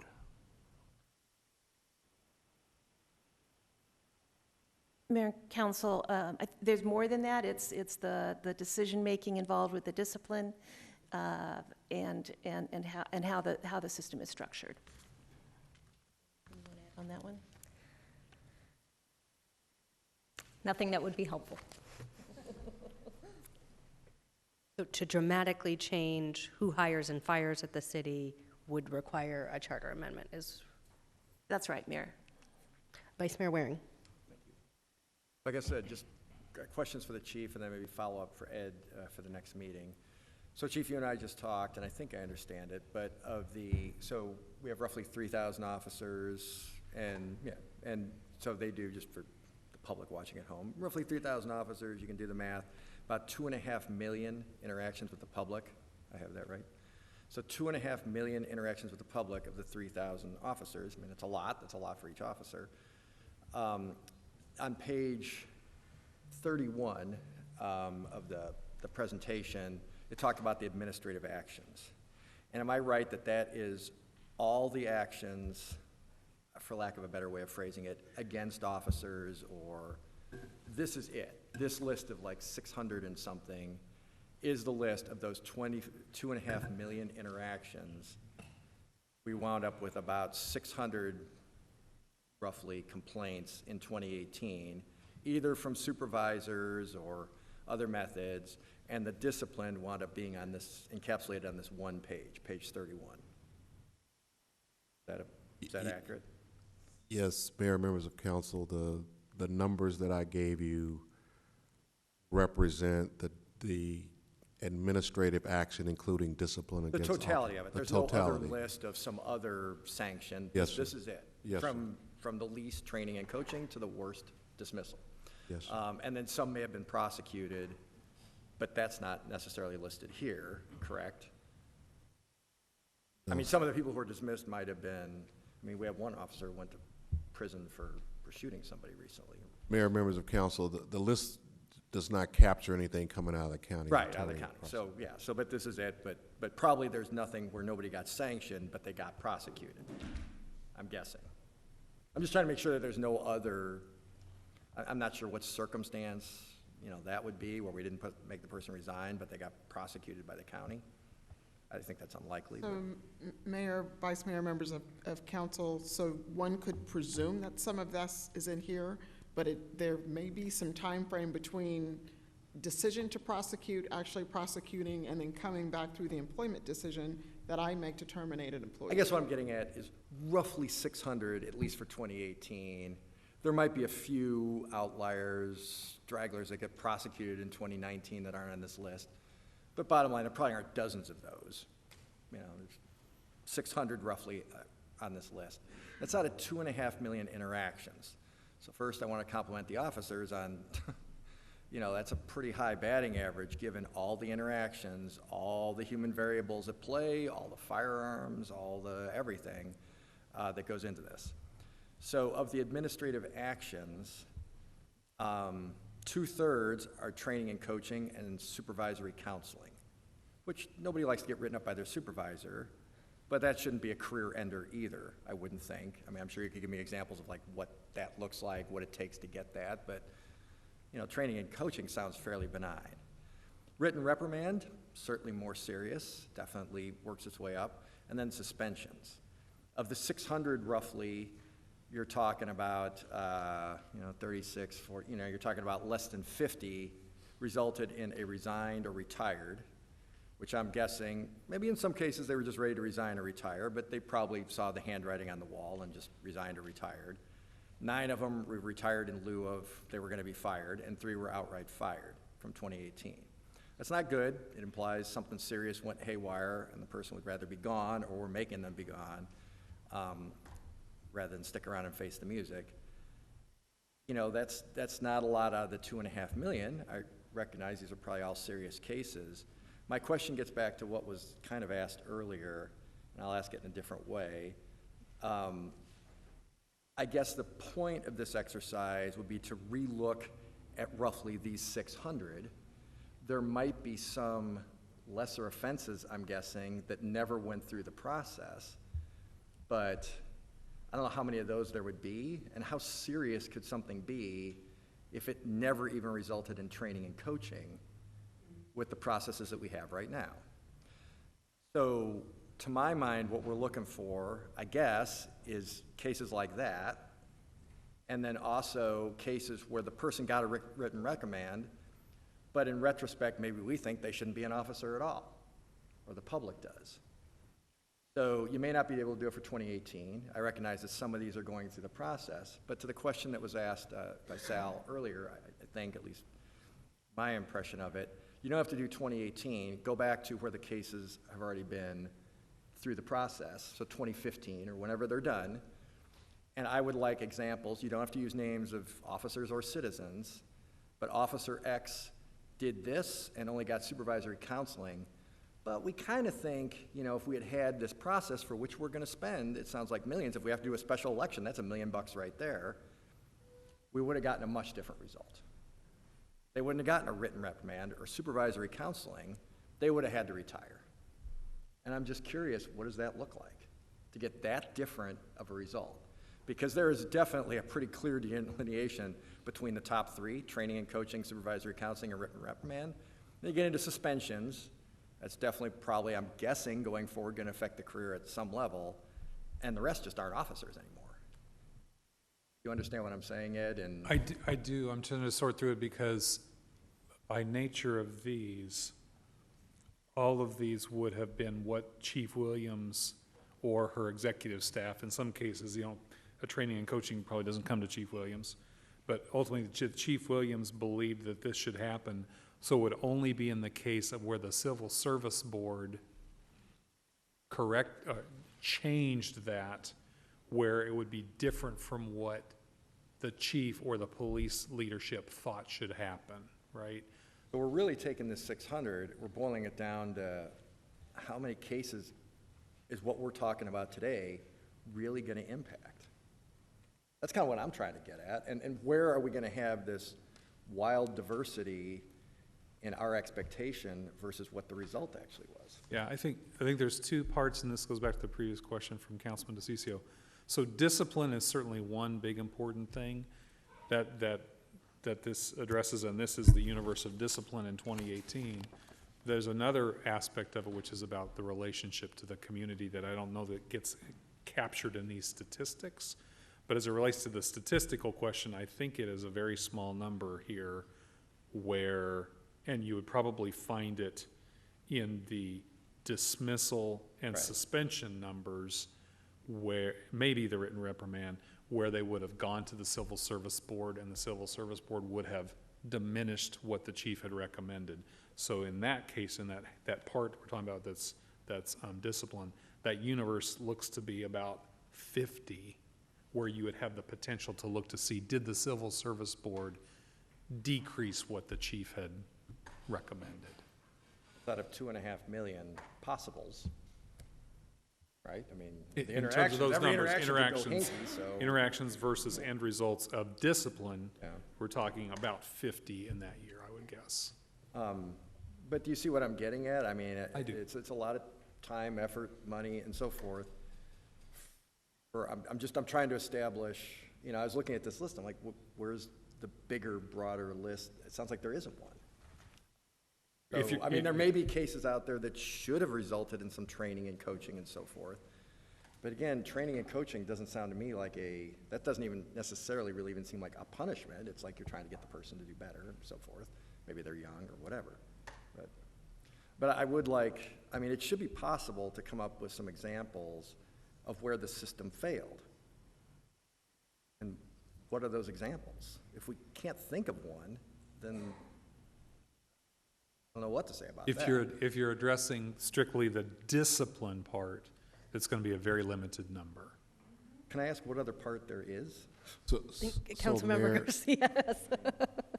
Mayor, members of council, Vice Mayor, to the latter part of the question that I think you're raising, the other part that there is, so this is where there's some uncertainty, but there is a sense that within the community that has trust issues with the police, am I going to come forward anyway and file it because I'm not comfortable that I'm going to get a fair shake? So what we're hearing from some segments of the community is, I don't trust the process, I don't use it. If you had an alternative, would they use it? So how many people is that? We don't know. How many people would use an alternative process? We don't know. But that's the other part that's sort of missing from the conversation, because we have no way of quantifying that. It's just what we're hearing from community interactions. We can't put a number on it. I'm going to turn to Councilmember Garcia, and then we might go to our NACOL expert with that question about, do we see a different response when we have civilian oversight? But first we'll turn to Councilmember Garcia. I mean, it's hard. I was able to stop myself earlier with Sal. But I think the insensitivity and the lack of understanding of the situation we're in with the amount of people that were shot and incidents we had last year is just glaring. And I really hope you would have joined us at the church a couple months ago, so you would have seen the thousands of people who were in line to share their stories and seen the pain. I think we have Paco, Michelle Cusseau, Romaine, Erica, the Ames family. We've had situations happen in this city that have shamed us in the entire country and had community members suffer. And what was mentioned earlier is that the trust is completely broken between community and police. It might not be as glaring in your district, but definitely when are in my district, in District A, where I think half of the officer-involved shootings have happened this year, I have to deal with that. I have to deal with our community not only not trusting, but being afraid of the police. And so I think this is not gonna solve all that. I think this is a process in which where we can restore confidence in the community that we are actually doing our job to track incidents, to make sure folks are responsibly being reprimanded, and that we're looking to change policies when needed. Every time these incidents have happened, what we've gone to is an ad hoc, an advisory board, all these different formations, and every single one of them have recommended for us to do a civilian oversight committee. And so I think the fact that at this day and age, we haven't even started a process to do that, and I just want to reaffirm that what we have now is not a civilian review board. The boards we have are actually majority police officers with an addition of a couple of civilians. I just think, I just wanted to respond to that and say that I think this is good timing. I think we should look. I appreciate the fact that you're visiting other cities. I think the hybrid model and trying to figure out, hopefully at our next meeting, what makes the most sense for Phoenix, both, if we can make it happen where we're all satisfied and it stays within charter and state law, that's one thing.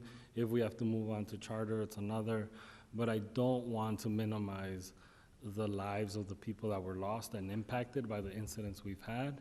And even at the most, which is $3 million, that any one of those lives and the lawsuits that we've paid out are worth it if we can fix the situation and the conditions within our police department. Vice Mayor. Thank you. So my response to that is this. We've been talking about the community like it's one big monolithic block and it's all unhappy with the police department. I've been a little surprised to hear staffers sort of phrase it that way. That to me is wrong. You got a department that's got 2.5 million interactions with people, and we're going to try to go back and really look at, you know, maybe 40, 50 interactions. I don't think I'm quite as insensitive as I'm being portrayed, I guess, but I guess I'll say this. You know, I think it's a little surprising when you look at the police shootings that we've had. Chief, I'll just ask you, you might know off the top of your head, last couple of years, how many were because citizens called and said there's somebody shooting with a gun in a neighborhood or something? I know 89% of them, I think, a weapon was involved. At some point, the citizen has to bear some responsibility for that. That is not all on the chief or the police. The chief has taken some heat for suggesting at community meetings that we all bear responsibility for that. I thought that was absolutely absurd. Given, if you read about these cases, what transpired. And again, I think if you look, I could be wrong, Chief, you probably know, most of them were citizen initiated. Somebody called and said, hey, I need help. What are they supposed to do? Not help? So I don't think that's me being insensitive at all. I do think it's overly broadly stated to say the entire community is scared or whatever of the Phoenix police. That's absurd. So I have as much voter contact as anybody up here, I guarantee it. And that's not what I'm hearing when I go knock on those doors. Now, it may be different in every district. I've acknowledged that in the past. So I'm not saying it's not different places. But, you know, we got 200,000 people living in the district I represent as well. And I would be very surprised if that's the feedback I got. They seem very supportive of our police department. And frankly, as am I. When you have 2.5 million interactions with people, a lot of them under really adverse circumstances, like a citizen called and said, I think I see a gun, I heard some shots, I think somebody just killed their whole family. I don't know. What kind of response are we really expecting here? It's not going to be perfect every single time, but they're under a lot of duress. Officers have lost their jobs. I don't know every single case in here, so obviously something was deemed inappropriate at some level, most likely in probably every one of those, and people did get suspended. I'm just trying to get at, with my question to Ed, what else? Okay, so maybe some people would come forward who didn't before, but you said earlier that some people might be complaining at the precinct and it never even rises up to this because then the person's fine and so forth. I've had people call and complain about traffic stops and so forth. And I'm like, well, do you want me to pass that along? No. I can't do anything about that. It's just the way it is. I don't think this system is going to add to that and suddenly the officer is going to have to resign. That doesn't seem likely to me. I could be wrong. There are always outliers. But at some point, I do think we need to be more careful about our language to say the entire community, because that's the way it's been sounding, is somehow afraid of or doesn't trust the police. I don't think that's true. And Ed, check me if I'm wrong, we're doing some polling to check that very thing, correct? Wasn't that the outgrowth of the July meeting? Yes, as we'll procure an agency to help us with different ways to survey the community on attitudes about police. More than just polling, but polling would be one aspect of it, yes. Thank you. Councilwoman Guardado and then Councilmember Garcia. And I think part of the reason why we're here today, right, is because we all want to see the city. We're all city councilors, right? And we're all here to listen to the community, to listen to all the different sites, and being able to figure out what are the solutions that we're looking for. And I think this is the beginning of us looking for that solution for all of us to be able to work together and find the right solutions. I want to applaud everyone sitting here at this table and committed to looking for those solutions and trying to figure out how do we move forward, how do we implement the right movement in order for everyone to feel happy, to feel that they trust their community, and that people that already trust will be even better citizens. So I just wanted to applaud the mayor for all the great work that she's doing, for Councilmember Garcia for making sure that this keeps moving forward, and all of my colleagues. I think everyone here is committed to moving forward, and hopefully we'll definitely find some good solutions. Thank you. Councilmember Garcia? Yeah, I think what we want out of this process is for the community to have their day in court and their ability to trust that we're doing due diligence. Even the stats that you mentioned earlier, Jim, I think were given, or we don't know how they came about, right? And so that trust in the police department being able to investigate themselves, whether it's one incident or 1,000, is not there. And that's why I think this process is necessary to simply create accountability and transparency. And I think that's worth what at least we've been put on paper, so that we can recreate that trust in the community and have a better police department, have less incidents, and have a way to move the city forward. Wanted to go back to our expert from NACOL. Could you a little bit respond? Do you think different people might complain to an auditor monitor or provide feedback to an auditor monitor than a professional standards bureau? And then could you give us an example of an issue that was brought forward to someone involved in civilian oversight where a reform was implemented, so we can just sort of understand how identifying trends could lead to policy? So, thank you, Mayor. A couple of points. I think it's going back to the points of the data, of the number of complaints as they relate to, the outcomes. It's there's so many different factors that go into the outcome of the complaints. As far as, are people not filing complaints? I had from a personal standpoint, I had a chief once tell me, if the number of complaints are low, does that mean that my officers are doing a good job and I don't have to worry, or does that mean that they don't trust the process? And if they don't trust the process, then every complaint should be an opportunity for us to evaluate the level of service that we're providing to our community.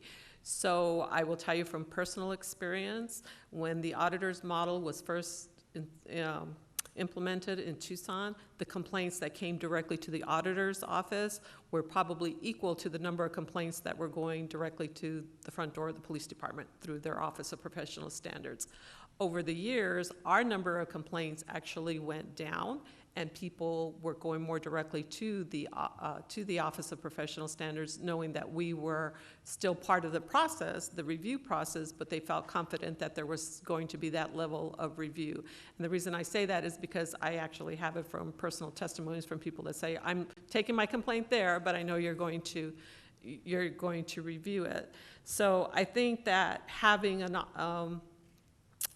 a process in place is also sometimes serves as a deterrent to complaints, because if those that are being evaluated or investigated as a result of a complaint know that there's going to be eyes outside of the department also looking at how complaints are investigated, sometimes that is a deterrent to complaints. And I tell you that because I had a police captain in our department one time tell me that. Basically, he says it makes better investigations better. It makes them investigate cases better, knowing that somebody else is going to be looking at them. I'm not saying that they did shoddy investigations or anything, but it makes more thorough investigations. With respect to your question about, outcomes and recommendations, again, it's hard to compare numbers across different oversight entities, even the way there's all the different models. Everybody compiles the data differently. So some people are counting all the complaints. Some people only count different types of complaints, or they'll only accept different types of complaints to look at. So it's very hard. You can never get an apples to apples comparison of how you do. Also, sustained rates. Some people say if your sustained rates, like you know, was there an outcome here? Is it 5%? Is it 10%? What does that even mean? Because you can't really compare it to anything because everybody's comparing them differently.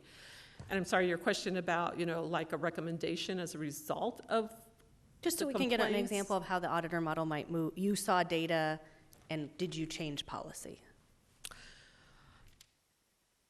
I can tell you that, you know, I can give you several different examples, but one in particular that sticks out to me with respect to the training recommendations. The Tucson Police Department years ago used to have a training academy where different agencies were part of their training instructors in the academy.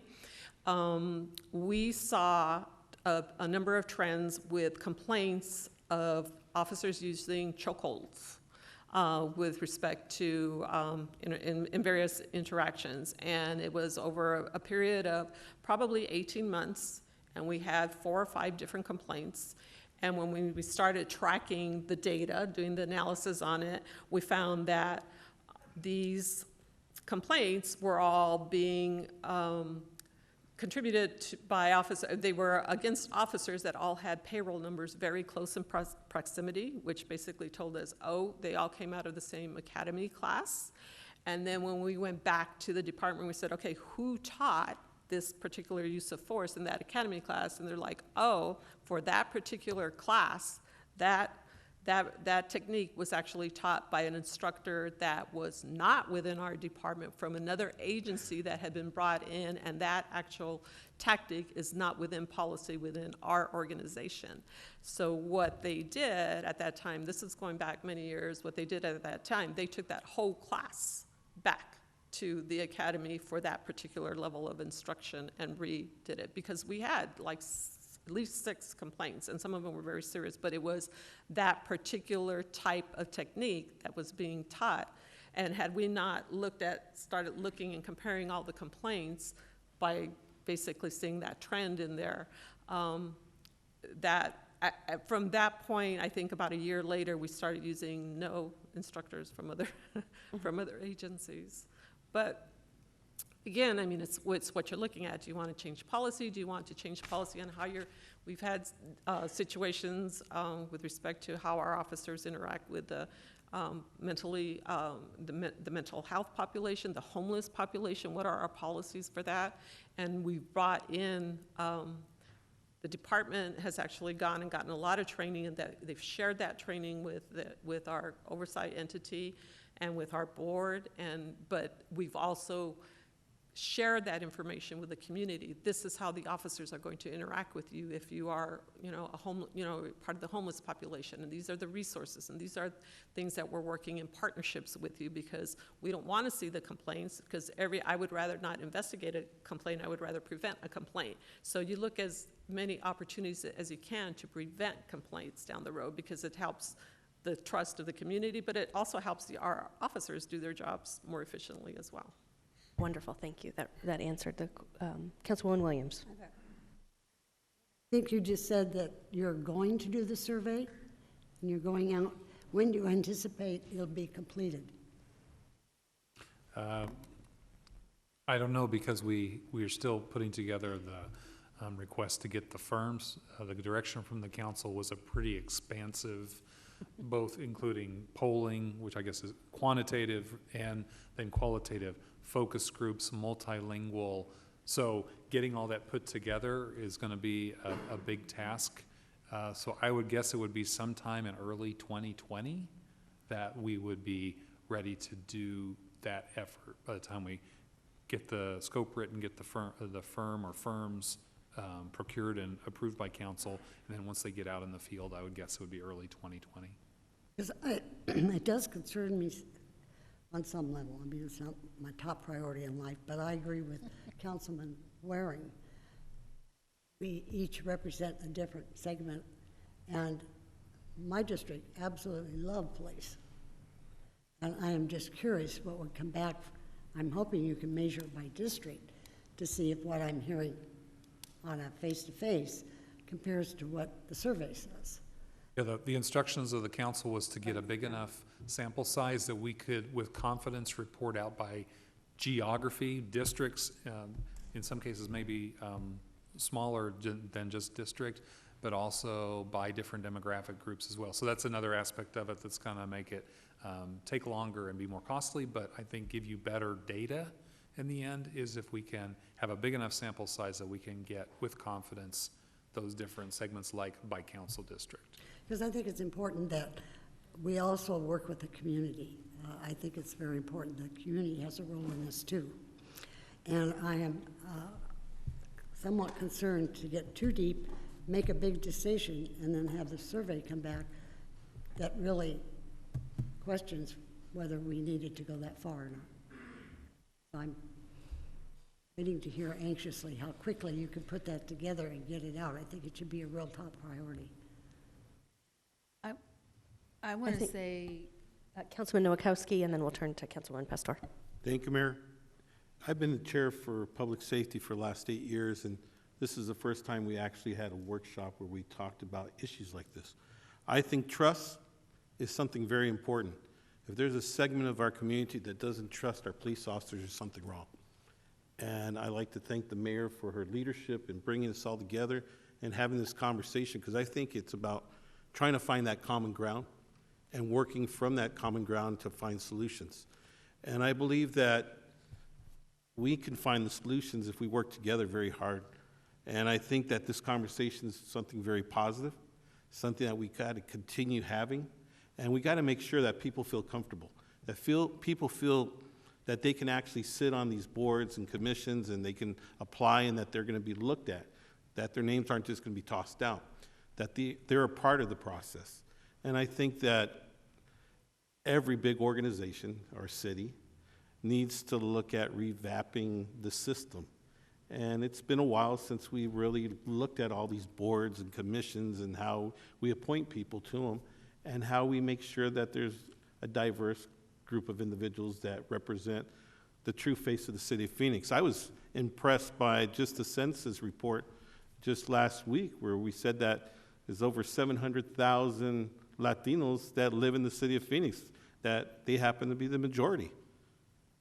So, you know, that's incredible. And you look at most of our boards and commissions, you don't see the majority of those individuals being of Latino or Hispanic. So, you know, I think it's time for us to really sit down as a body and really look at the diversity of our city, and making sure that if there's a portion of our city that doesn't feel that trust factor, that we need to figure it out. And I think that, Mayor, I want to thank you for your leadership, for sitting us all down and having this work session and just learning about the laws and what are the do's and the don'ts of the council, and what is our authority, and how can we actually ask those questions now and figure out something that works for the city of Phoenix. And I like Ms. Bettis says that she can't just say this is the best program out there, because every program is designed differently for what the needs are of that community. So I'd like to continue this conversation, Mayor. I'd like to thank you, because you made a promise when you first got elected. And I remember during your inauguration, there was a police officer that was shot and killed. And you made a commitment to this community that you're going to try to fix it, and you're going down the right path. And as your chair of public safety, we'll continue the conversation with the members on that board. I know that we're going to try to figure it out. And it might not everyone's going to be happy. It's not going to be a win-win on either side, but I think it's going to be a win-win for the city of Phoenix. So once again, thank you. And I want to thank all those individuals that continue to advocate, because I believe that we need somebody that advocates for the community also. So just like what you were saying, your example is that it might have been one trainer that forgot or basically didn't train the individuals the right way. And it might be just a mistake like that we need to bring back a whole training crew and retrain individuals. So I think it's just looking for the truth. So thank you so much. And once again, thank my colleagues for sitting here and supporting this process. Thank you, and thank you for your work. And it is important that while we continue this process, the Public Safety Subcommittee is working on a variety of different items to help strengthen safety in our community. We are approaching 5:30, which was my goal to end this meeting. We already have another meeting scheduled, and so as council members make their final comments, it would be helpful to me and to our staff if you could specifically mention anything you'd like to see on the next agenda or information you've taken away that is helpful for you in making a decision as a policymaker. We'll turn to Councilwoman Pastor and then the Vice Mayor.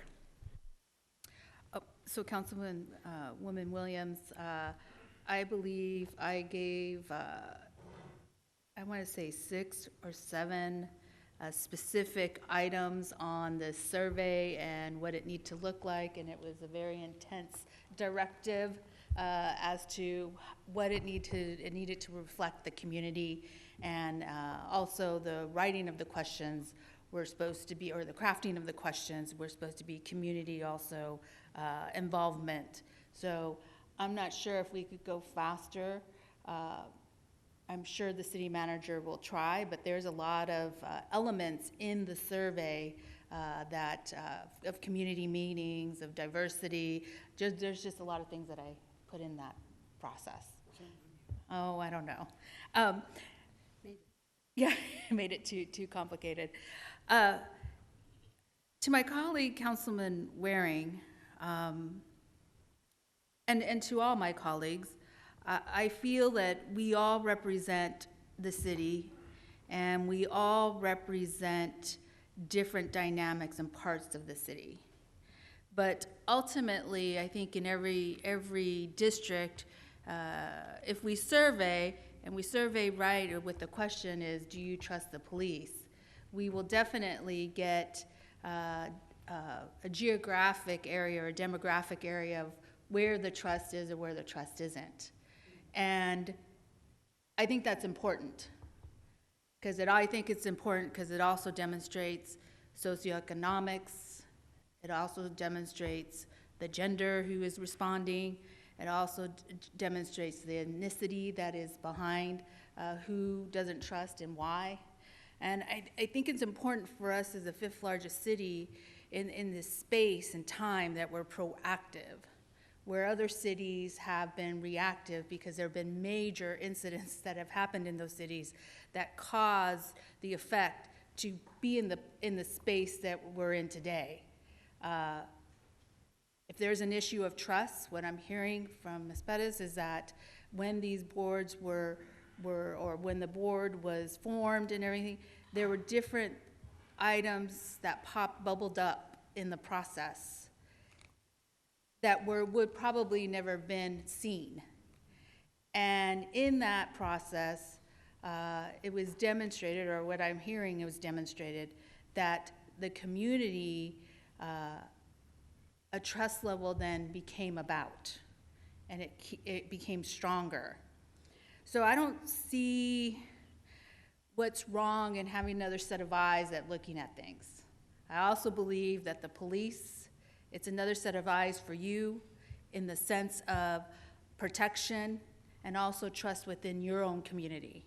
Because I have also heard from law enforcement dynamics of where law officers don't trust one another. And so trust, obviously, is what's bringing us together.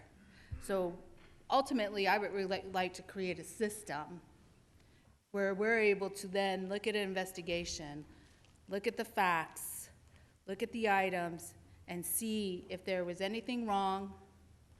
If there was, what do we need to do differently, and how do we go about doing it, which includes in that process of policy.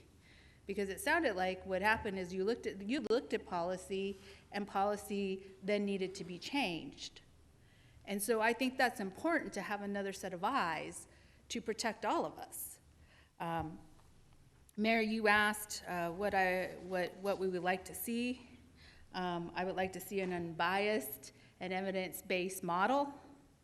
I would also like to see authority to audit policies, training, and practices, as well as actively participate in critical incidents investigations, stay within the law, that the model utilizes qualified staff with background, but also has community in it and looks at qualitative and quantitative data, is able to produce public reports, and actionable items, also be able to work with the community and create that alliance, I guess I would say, or trust. And finally, that the model can successfully implement the recommendations, which will lead to a better accountability and a stronger community. And really, it's really ultimately accountability across the board around the community. So those are my thoughts.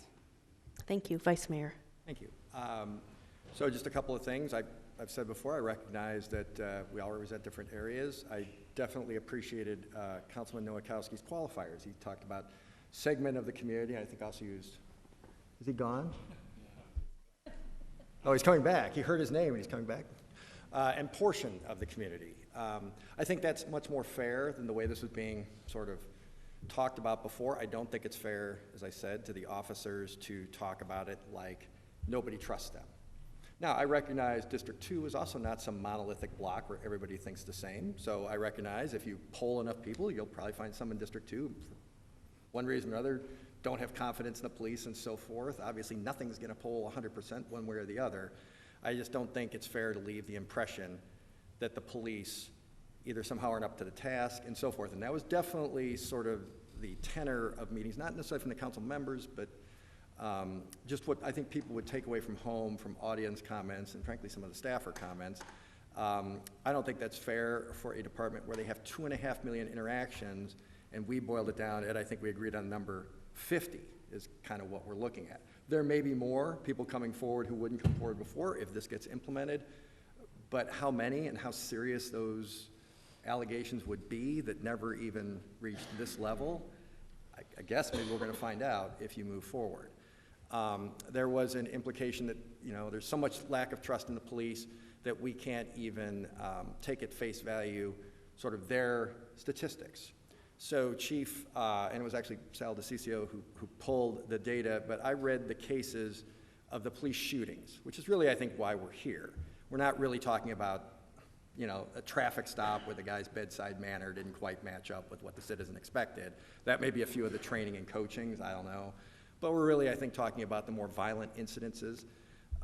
So you provided a while ago the list of all the shootings and kind of what happened, I guess department's version of events, in fairness, of 2016, 17, and half of 18. And I forget how many there were in there. I went through all of them, marked them up. I think we are in agreement that, you know, the majority, to what I recollect, was citizen-generated. But to that end, the Republic had done a story where they talked about the 89% had weapons and so forth. That was over 5 years, and I forget where they cut off. My guess is the end of 2018. So I would be curious, let's go back 5 years. Could you tell me how many of those were citizen-generated? And by citizen-generated, I don't think that can be considered a dubious claim. You would have the 911 calls, correct? We keep the tapes, right? They play them on the news and so forth. So I don't think that can be in dispute. I guess there's always the NYPD blue thing of planted weapons or something. I think that's probably something more out of TV shows than any kind of real life. So the 89% figure, I would hope, would be something that would be agreed upon as well. You know, a lot of them, again, from my recollection, I think it was most, shots were fired at the officers or somebody else. And the citizen called it in. I guess I would ask, in fairness, all of us up here, so you're the officer. We just plop you in their shoes. What are you supposed to do? You show up, citizen called, you see, got a guy with a gun, he's shooting, he's running down the street, whatever. What's fair here? Another layer of like looking at this, like, okay, maybe that is, but I think that's really putting a lot of pressure on these guys, and I think at some point, I don't know. I don't know about the basic fairness of that. I mean, at some point, they're going through a lot of things already, and county attorneys investigating and so forth, and you're seeing the results here. Some lost their jobs. Some were suspended. The vast majority of the 2.5 million, you know, that didn't happen. There may be some more if this gets put out, that's true, but it's probably not going to be hundreds of thousands. That doesn't sound real to me. So I guess I would just say, Chief, if you could go through those, I'd be curious How many were we trying to rescue citizens who were asking for, not we, but your officers were trying to rescue citizens asking for help? How many of those were domestic violence? Seems like I recollect quite a few. I think we're all against domestic violence. And I'm not saying any of us are anti-police. I cast no aspersions on anybody. I will take aspersions. I'm not dishing them out. I'm not a people person, so whatever. Think what you will. But I do think, though, in fairness, I would ask, I'm not the expert. I'm just reading the results. And I guess, in fairness, for those of you who want to take that up, which one of those is just ginned up, where the department's story sounds a little hinky? Because a lot of them they were getting the call. They had nothing to do with it. They didn't even know there was a crime until somebody called, one of our citizens, one of our 1.6 million, asking for help. So I guess if we could have that for next time, that would be helpful to me. And, that might help this narrative that's being constructed here. Thank you. We have reached 5:30, so I will turn to Councilmember Garcia. Our goal with today's session was to present information and for us to learn a lot. We have previously scheduled a follow-up session, so our goal was not today to find all of the answers, but I do feel we've moved forward in our understanding. And Councilmember Garcia. Yes, thank you, Mayor. Thank you, Osborne. Thank you, Milton, staff, and Liana for your experience. I think for next time, I would want to get more of roles, job descriptions of other auditors, investigators, and how other offices function. I think the case example you gave was the most, to me, I'm that type of person, so we could get more case examples of things that have gone well or haven't gone well in other places, other cities, or from the different types of those forms. And I'm really looking forward to having a civilian review board that can answer a lot of the questions that you just brought up. So, thank you. Thank you. I appreciate everyone joining us for today's meeting. At the July 2nd policy session, we said we would come together and address these issues. I appreciate our experts. People put a lot of time and research into the information today, and I want to say thank you. It helps us come to these issues with a stronger understanding. We will continue to work to build a safer city. Thank you for your partnership. We are adjourned.